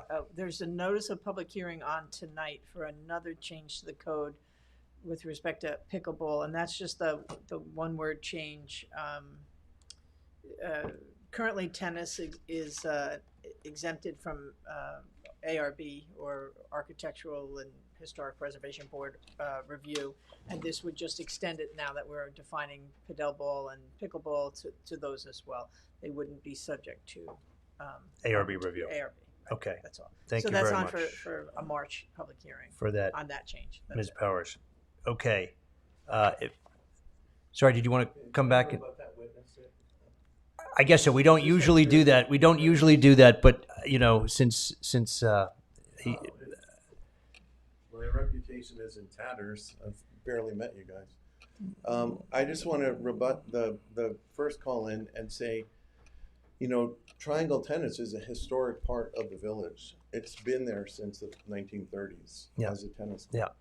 Yeah. And I have pictures of the little Triangle Tennis Club, and you could see to County Road 39, and you could see all the way to Wickapog Road. There were no houses, there were no condos, there was no multifamily 20. My wife is upset that that people in the condos behind us have balconies and can sit and look down upon us. And I don't mean, you know, in a bad way, but we were there first.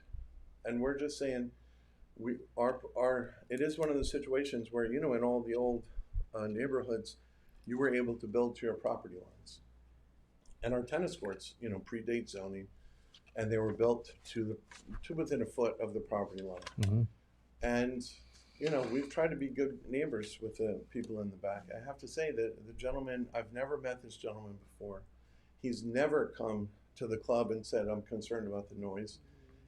The police haven't come to the club multiple times. The building inspector did, because even though we told him what we're going to do ahead of time and he said it was okay, the guy behind would keep calling in complaints all the time. So he kept coming over, and he finally said to me, what are you guys doing? And I said, you can see what we're doing. We're doing exactly what we described to you. And he said, yeah, you are. He said, okay, you know, I'm not going to freak out about all these calls from the neighbor, but it hasn't been a situation where all the neighbors are up in arms. You heard from the second person saying, oh, you know, it does muffle the sound. My wife plays. I actually like the game of padel. My children are all college-age children and above. They've played with their friends, so that's the young crowd that they're talking about.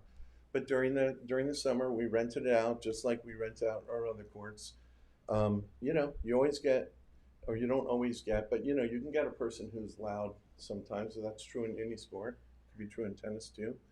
And it's not the horrible thing that he described. It's much more like what the second person described. And by the way, I did not know either of those people were going to call in. You know, this is not some sort of setup or something. This is just me reading that law, being concerned about, you know, hey, a whole bunch of people aren't going to get to do something. The part where it says you can't put playing lines on your tennis court without it turning into a pickleball court, I'm just like, I can't tell you how many lines I put down last summer because people are always worried about, uh-oh, they're going to do something. So there are plenty of pickleball line tennis courts in the village, and I can't see that you're going to be able to tell people you can't play on their tennis court anymore because their kids want to play pickleball, or they want to play pickleball, but their kids still want to play full-on tennis, you know. And most of the tennis courts have basketball hoops too. So, you know, are you going to say you can't play basketball? You know, so that the one court thing is a very difficult thing. Bailey mentioned it. It's like you have some very big properties, and we already have some properties that have multiple courts. And it also seems like, you know, if you have enough property and you can abide by all the setbacks, why would you care if someone had a tennis court and a padel court, or a tennis court and a pickleball court, or just had the tennis court with pickleball lines on it? I think just the overreaction is big, and we got to remember it's like this is vacation homes. You know, we don't have a lot of people here right now in the houses, you know, complaining about noise. You know, it's the summertime, and I just want to throw this last thing out, which it's like there already is noise codes, you know, like sound code. Like, are you going to violate the sound code? Mm-hmm. And then the police are going to visit you. But we already have that, but we're not violating that. You know, kids swimming at their swimming pool might not be violating that, and even if they were, you wouldn't get mad at them because they're just having fun. So it's like I just think there's a big overreaction about this when, you know, people are trying to get exercise and they're trying to have fun. Thank you very much. Okay, well, at this time, I'm going to close the public hearing, except keep it open for written comment for 10 days.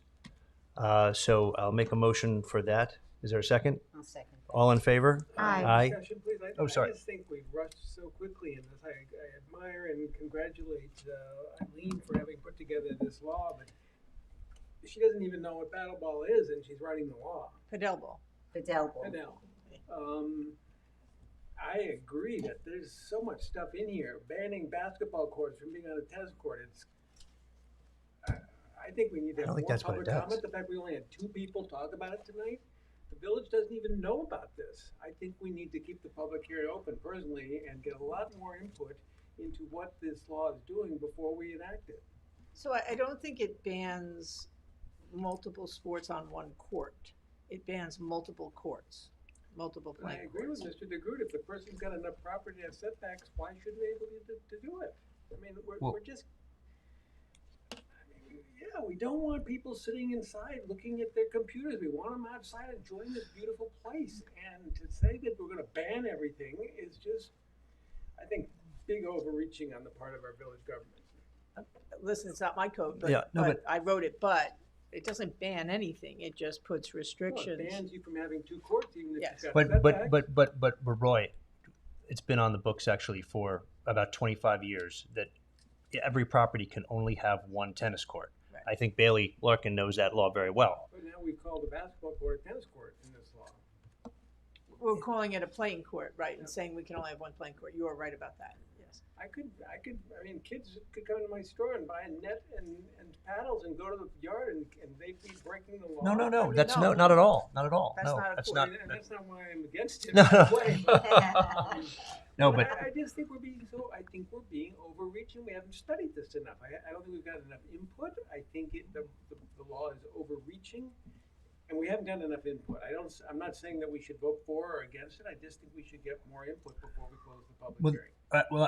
I was keeping it open for written comment for 10 more days. So anyone else can add comments in the next 10 days. I think a lot of people are on vacation, just like that person who called in, and they don't even know that. I only found out about it like 3 days ago. You know what I mean? And Right. Just like, luckily I live here, you know, I live in Bridgehampton, and I'm you know, I come to work every day, so I read on stuff like that. Of course, it affects me, but I don't think that we have very much input on it at all. We just had one person say a good thing and one person say a bad thing, but I do believe that when we were just talking about it, and you said the part that you added to it. You want to go to the mic for Douglas DeGroot.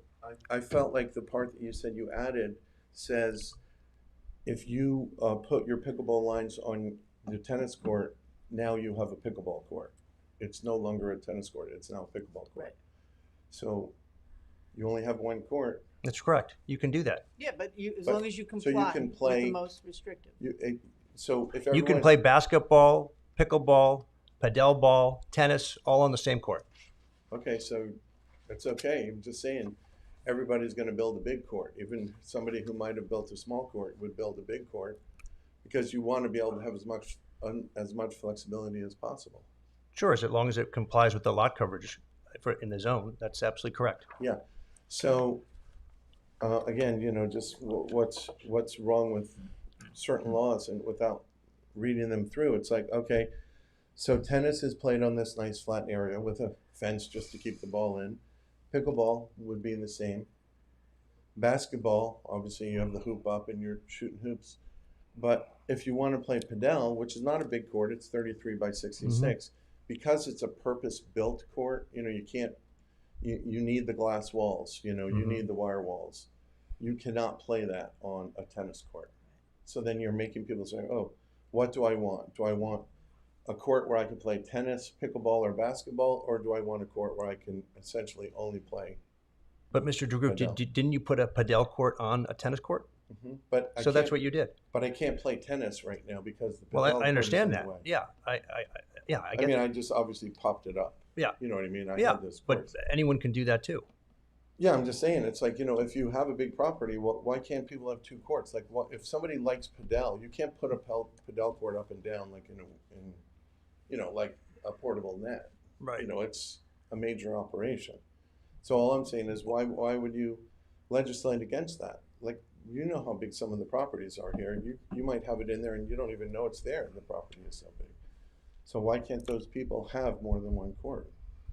And I already know about the rule for, you know, you can't have two tennis courts, because I was the person who got a client two courts on First Neck Lane. And later that week, the village said, oh, we're passing a law, you can only have one tennis court from now on. But people have one tennis court, a platform tennis court, which is a different game. You know, they have that at the Meadow Club. The village used to own one of those, or two of them. But there's that in the village already, you know? People have platform tennis, and they have tennis courts. So I just don't see why you would say, you know, as long as you abide by setbacks. You've seen how big the houses are getting, right? Everyone knows what all the setbacks are and all the angles and everything. And, you know, they take down like a small house, they put up a gigantic mansion. And yet you're allowing them to do that. And then you're saying, oh, even if you have a big yard, you can't have another court. And the court probably doesn't even get used that much. So I just feel like that's a bad thing. Okay, thank you. All right, do you want to, Right. we can keep the public hearing open for the next meeting, if everyone would like to do that. I would be in favor of that, Bill. Okay, so Yeah, I would be too. we'll make a motion to keep the public hearing Well, open. you just adjourn the public hearing to another date for Yes. continuation of the hearing. Okay, we will adjourn this public hearing until the March next meeting. 14th? Yeah. Okay. All in favor? Aye. Aye. Thank you. Okay, now we're going to correspondence to the board. Okay, we have three correspondence to the board. First one is a correspondence from Lauren Santo Domingo, and traffic safety concerns on Ox Pasture side of Lee Avenue in regards to a speed hump that's been installed at that location. Okay, that's fine. Yeah, next. Second one, we spoke earlier from Bennett and Reed LLP about the courts, and then we just received one earlier today from Oliver Cope Architect, based out of the borough of Manhattan in New York City, and there's a letter regarding the proposed changes to zoning regulation of playing courts. Okay, thank you very much. And with that, why don't we move on to suggested resolutions? Okay. Resolved, the claims for the warrant dated February 8th, 2024 totaling $919,587.60. Warrant number A-16 General Fund, $20,202.56. Warrant number H-9 Capital Fund, and $4,270.00. Warrant number T-17-CS Trust Fund are audited and approved. I'll make the motion. Second. All in favor? Aye. Aye. Be it hereby resolved that the village board hereby directs a public hearing shall be held as a hybrid in-person Zoom meeting on March 14th, 2024 at 6:00 p.m. at the village meeting room at the Southampton Village Hall located at 23 Main Street, Southampton, New York, 11968 to hear any and all persons either for or against a proposed local law entitled A Law Amending Chapter 110-40, Schedule 1, Truck Weight Limits of the Village Code of Southampton by adding a commercial truck restrictions within the village, which provides as follows. Local Law Number 10 of 2024, a local law amending 110-40, Schedule 1, Truck Weight Limits of the Village Code of Southampton by adding commercial truck restrictions within the village. I'll make the motion. Second. All in favor? Aye. Be it hereby resolved that the village board hereby directs that a public hearing shall be held as a hybrid in-person Zoom meeting on March 14th, 2024 at 6:00 p.m. at the village meeting room at Southampton Village Hall located at 23 Main Street, Southampton, New York, 11968 to hear any and all persons either for or against a proposed local law entitled A Local Law Amending Chapter 116-32, Procedure for Application, Public Hearings for the Board of Architectural Review and Historic Preservation to grant exceptions to all playing courts, which provides as follows. Local Law Number 11 of 2024. A local law amending Chapter 116-32, Procedure for Application, Public Hearings for the Board of Architectural Review and Historic Preservation to grant exceptions to all playing courts. I'll make the motion. Second. All in favor? Aye. Resolved, the Board of Trustees approves the following 2024 beach parking permit fees as follows. Beach permit, no cost, 3 permits per property. That's resident permit. Said beach, resident permit. Yeah. 1 permit per business owner or manager. Additional permits may be purchased at the local non-village resident rate of $250 each. Local non-village resident permit, $250 each. Senior vet local non-village resident permit, $175. Limit 1 per property. Summer visitor permit, $500 each. Note: hotels, motels, and B&Bs must purchase a minimum of 10. I'll make the motion. Question, the single day parking pass, which is currently $50, is not on here. That's separate. This is just addressing resident parking I see. stickers.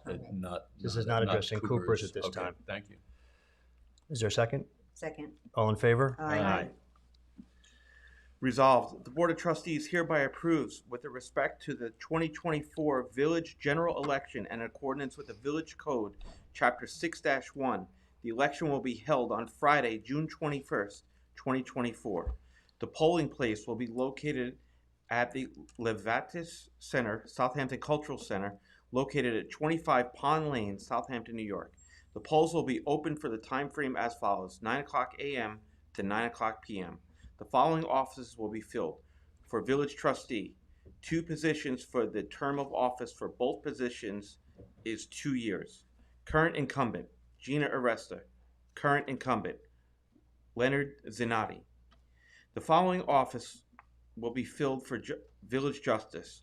1 position and 1 remaining term of office is for 2 years. Current incumbent, Linda Riley. Yeah, that's not exactly No, correct. it is actually correct. I'm sorry I didn't get the chance to talk to you, Mr. Mayor. I did more research, and under New York State village law, unlike every other judge in the state, a village justice does get elected to serve out the remainder of the term. So it's under 3-312 of New York State village law. It is an Even if it's an exception. appointed position? No, she's an elected position. She was appointed, though, to the position. Yeah, she was appointed. She can only serve until the next election, and at the next election, she has to serve out the remainder of the term. Oh, I see. I didn't understand that. Yeah, Yep. well, I mean, it's unlike every other judge in the entire state. Never heard of that. But it is Thank you correct. for So qualifying I told the clerk that. she had it correct. That Okay. that Thank answer. you. Okay. You're welcome. Thank you, Ms. Powers. So you need All to right. vote I'll on make the that. motion then. Second. that All was in so favor? confusing. Aye. Whereas the Board of Trustees previously approved Rosemar to construct the West Main Street Bioswale project with costs not to exceed $873,839.00 as per approved resolution 2023-1520 on April 24th, 2023. Now therefore be it resolved, the Board of Trustees amends the cost not to exceed $883,378.45. I'll make the motion. I'll second that discussion. I'd just like to explain what this is. Finally, we're going to be beginning our bioswales that we had planned to put in the parking lot, the West Main Street parking lot. I point back there because that's where it is. So the islands are going to be replaced with bioswales. They're the islands that separate the parking spaces. And in addition to that, and when they're finished with the bioswales, the entire parking lot is going to be repaved, as well as behind Village Hall. So we could, if the weather stays like this, we're going to be commencing that work very shortly because we know it has to be done before Memorial Day. But I'm very happy. It was a little bit, where they're filing up the papers, there's a little bit of an added cost there, but actually this was covered with grant money, so. Yeah, the entire thing is covered by grant money, and that parking lot definitely needs to be repaved. Yes. And we want to make sure that we alert all the village business owners and others, surrounding the West Main Street parking lot, that this work will be coming soon. But it will be a great improvement, not only for the repavement of the parking lot, but the addition of the rain gardens in the islands, which will be environmentally conscious. And it's a great project, especially since it's paid for with grant money. Thank you. What's the estimated time of completion, Gina? Well, we won't be doing any work after Memorial Day, so it has to be completed. They know that nothing after that time. And not to Hopefully, it's not going to be delayed. drill into this too deeply, but the islands all run whatever that direction is, west to east. Yeah. I think that would be right. Yes, That's west correct. to Is there any east. provision to West. capture the water that is going down the hill west to east, like across the paved area, putting drains, or I'm sure Not the things are across the designed. pave area. I believe down at the bottom where the. Yeah. I haven't seen the plan since last year. It was all But engineered, though, to it try was and all capture the engineered. rain in the parking lot. Right, Yeah. before it goes down to Windmill Lane. Correct. Yes, that's the whole point, just like the bioswale on the corner of Nugent and Windmill. So it's angled that way, so the runoff goes into that bioswale before it hits the pavement. Same thing. All right, so we have a motion and a second. All in favor? Aye. Thank you. Whereas the Board of Trustees approved 3 amendments to the Suffolk County Downtown Revitalization Project. The cost for the traffic light improvement for the intersection of Main Street and Jobs Lane has increased. The increase is not reimbursable by the grant, which was capped at $85,642.00, and the increase of the village match of $269,551.00 was funded through capital reserves. Now therefore be it resolved, the Board of Trustees approves the additional engineering scope of service for construction, support, and inspection related to the Main Street and Jobs Lane traffic light at a cost not to exceed $36,200.00 to be paid from capital reserves, subject to permissive referendum. I'll make the motion here. Second. Any discussion? Just like to add that finally the polls, after this is passed, this is for an additional engineering concerning the construction. And I was promised today that the polls are definitely going to be in by the summer, not the lights, but by the summertime. We'll have the polls. This has been going on since, over 3 years now. So I think hopefully this is the last of it. This better be the last of it. It better be the last of it. That's right. All right. There's a motion and a second. All in favor? Aye. Aye. Thank you. Resolved, the Board of Trustees approves the attached budget amendment number 360 for various shortfalls to be covered with transfers from other budget lines within departments in the amount of $73,300.00. I'll make the motion. Second. All in favor? Aye. Whereas the Board of Trustees accepts a donation from Sam Smith in the amount of $9,000, which is earmarked for the purchase of a new police mule.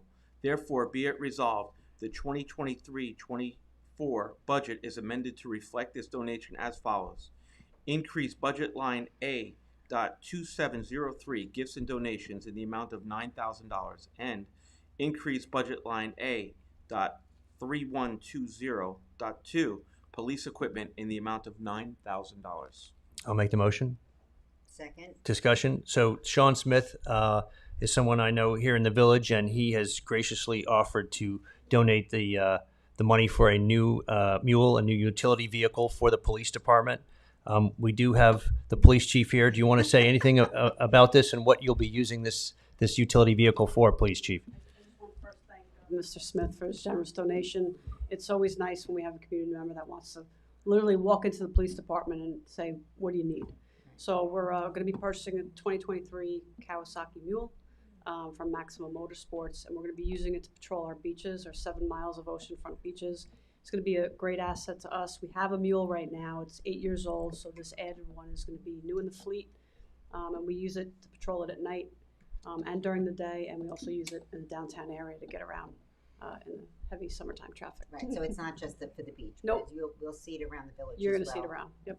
And parades and Yes. things like that too. Okay. Yes. All right, so we have a motion and a second. All in favor? Aye. Yeah, I'd just like to again thank Sean Smith for his generous donation to the village, and we appreciate residents that are able to help us out, and especially the police department and some of its equipment.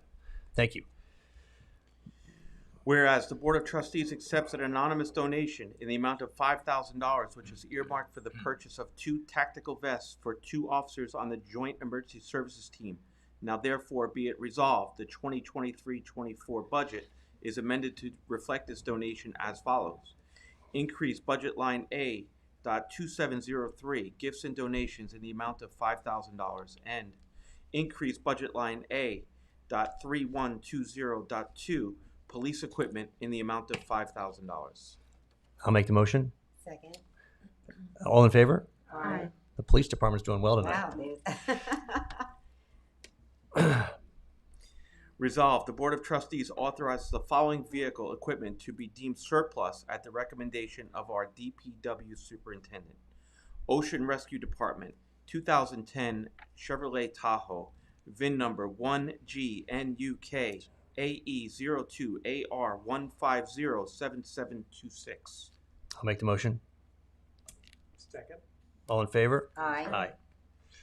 Resolved, the Board of Trustees approves the refund request received from the Southampton Village Building Department pertaining to a building permit fee in the amount of $46,107.00 received from Dimitri Kesarias, MD, of 18 South Roscoe Drive, where no demolition or new construction was completed due to a change in ownership.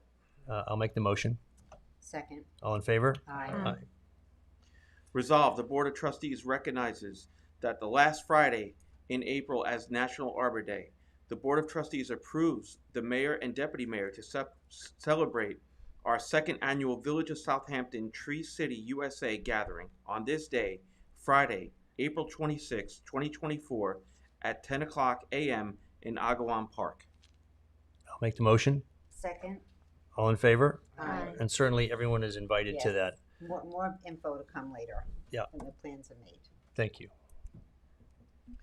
Resolved, the Board of Trustees approves a request submitted by the Southampton Cultural Center to host their annual 2024 Summer Concerts in the Park, Shakespeare in the Park series, and permission to have food trucks at Agawam Park at 6 o'clock p.m., 10 o'clock p.m., based on the event schedule.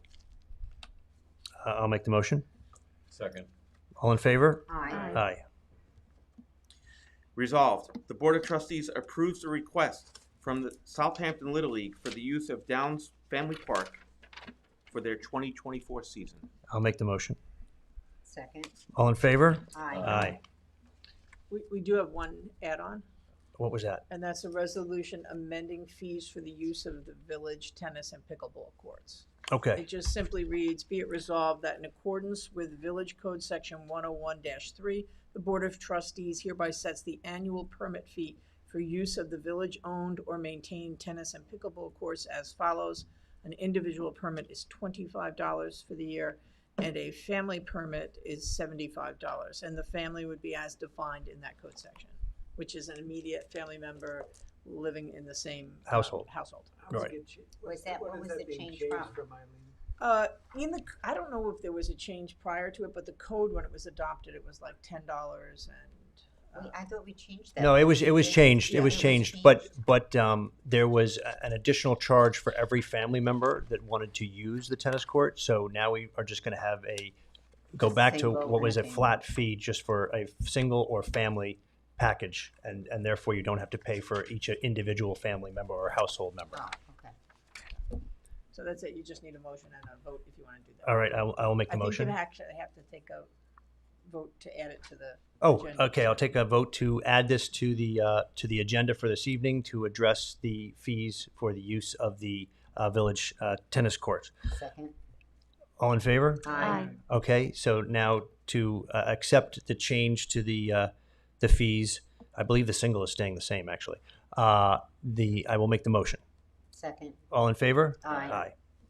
Thank you. That's all we have, sir. Okay, so then we'll go to comments from board members, and we will start with Deputy Mayor Aresta. Thank you, Mr. Mayor. First, I'd like to once again congratulate Josh on his being the Employee of the Month. As I said, I'm always delighted when somebody from DPW is, I always like it when anybody, but especially DPW because I'm liaison to that department. We've been very busy, already working on the budget. We've been in a lot of budget meetings, right? Yeah. And they've been going very, very well and I just like to repeat, and if some of you don't know, it doesn't just come from the administration. All the department heads are very, very much involved.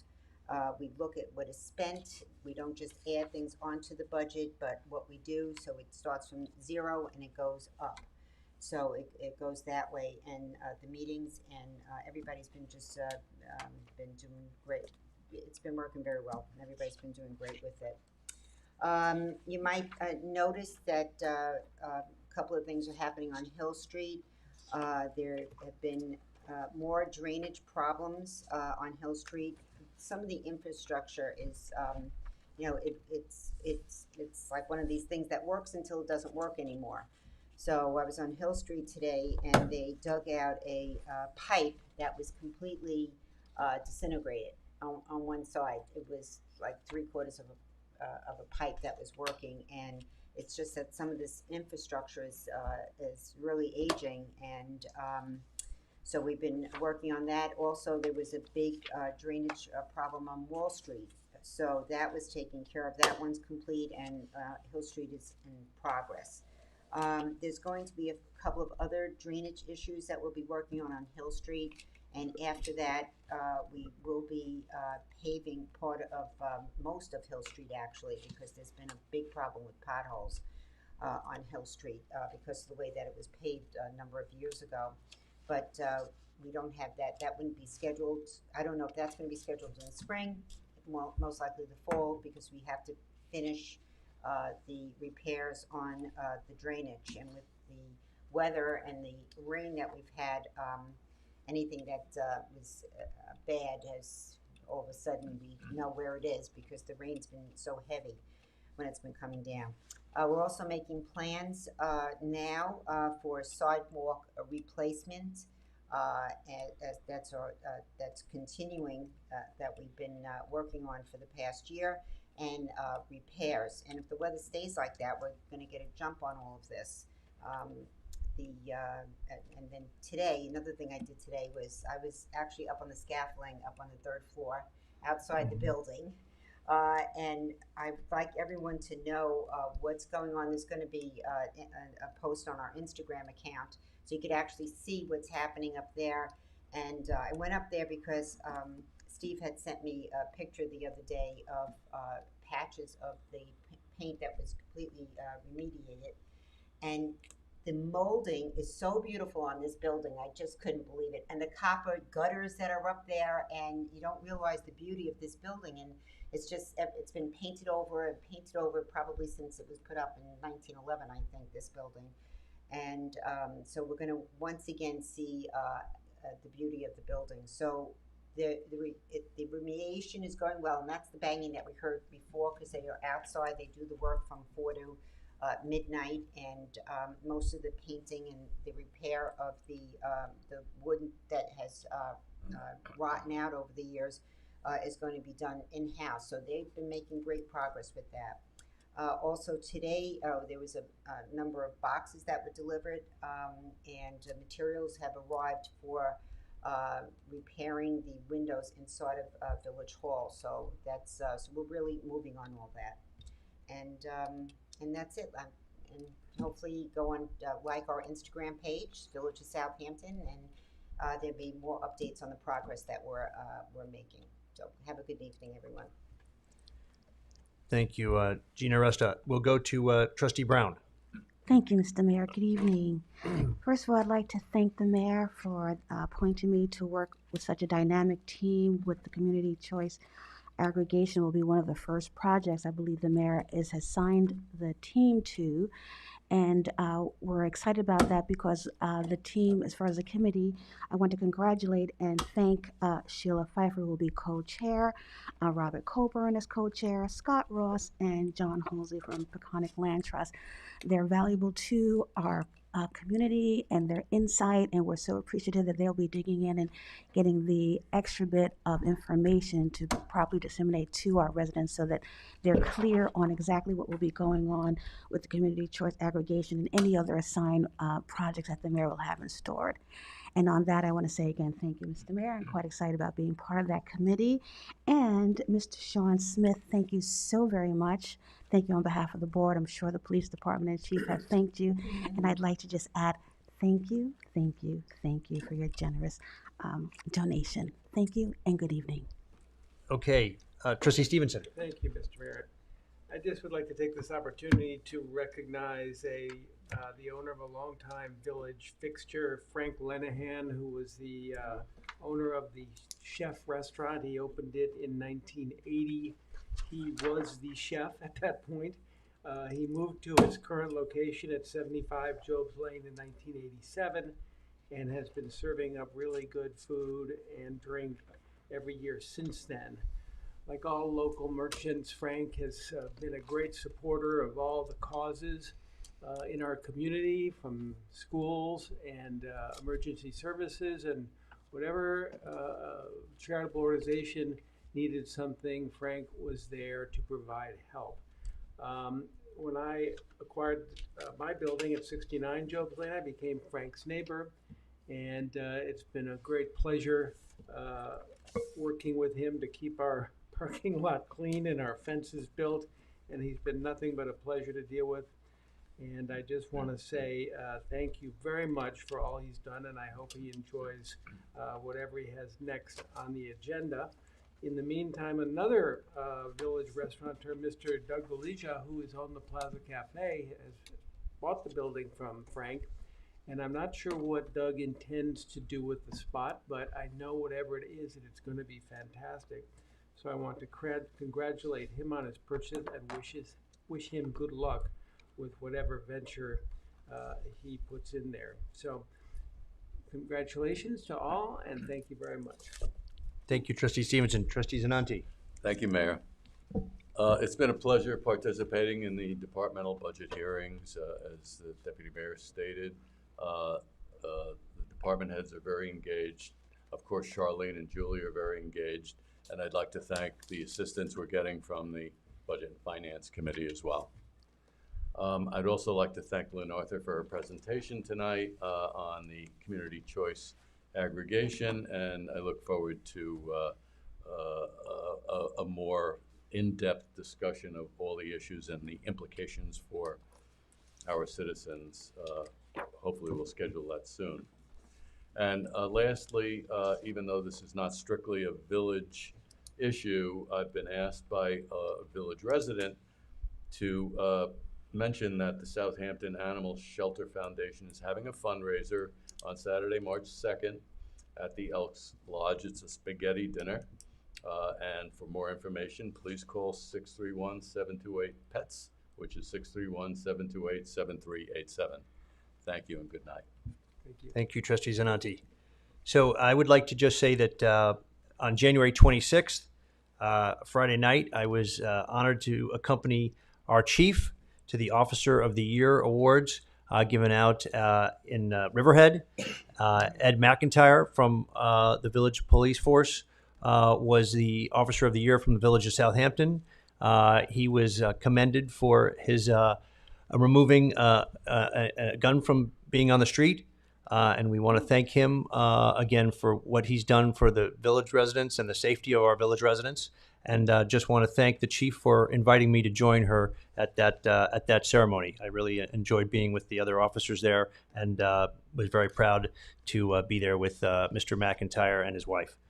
I would also like to add that the police force now is all wearing body-worn cameras when they are on duty. And they are following the protocols that were outlined by the chief.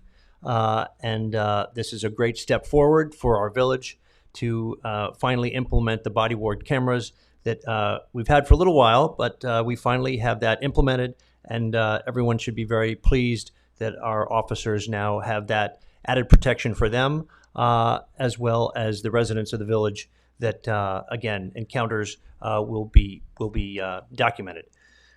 I earlier this week actually went to the NICOM, the New York Mayor's Conference in Albany, and again there we had some training sessions. I learned a lot about clean water and other grant programs available to municipalities.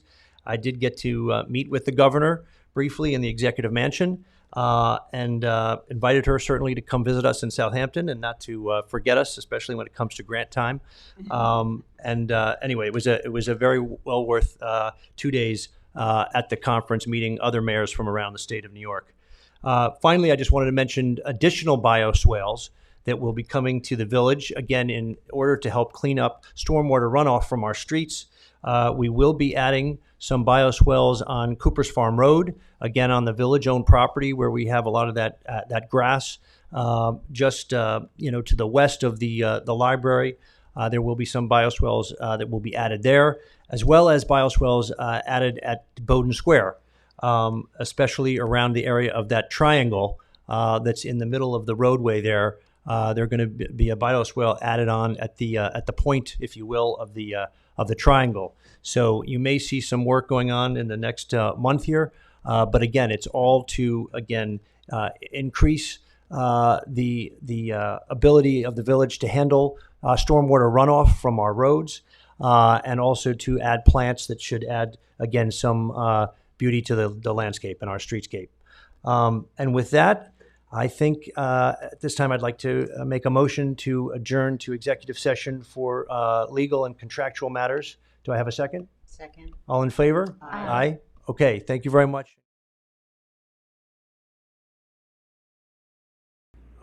It's 9 p.m. and we are coming out of executive session. No action was taken.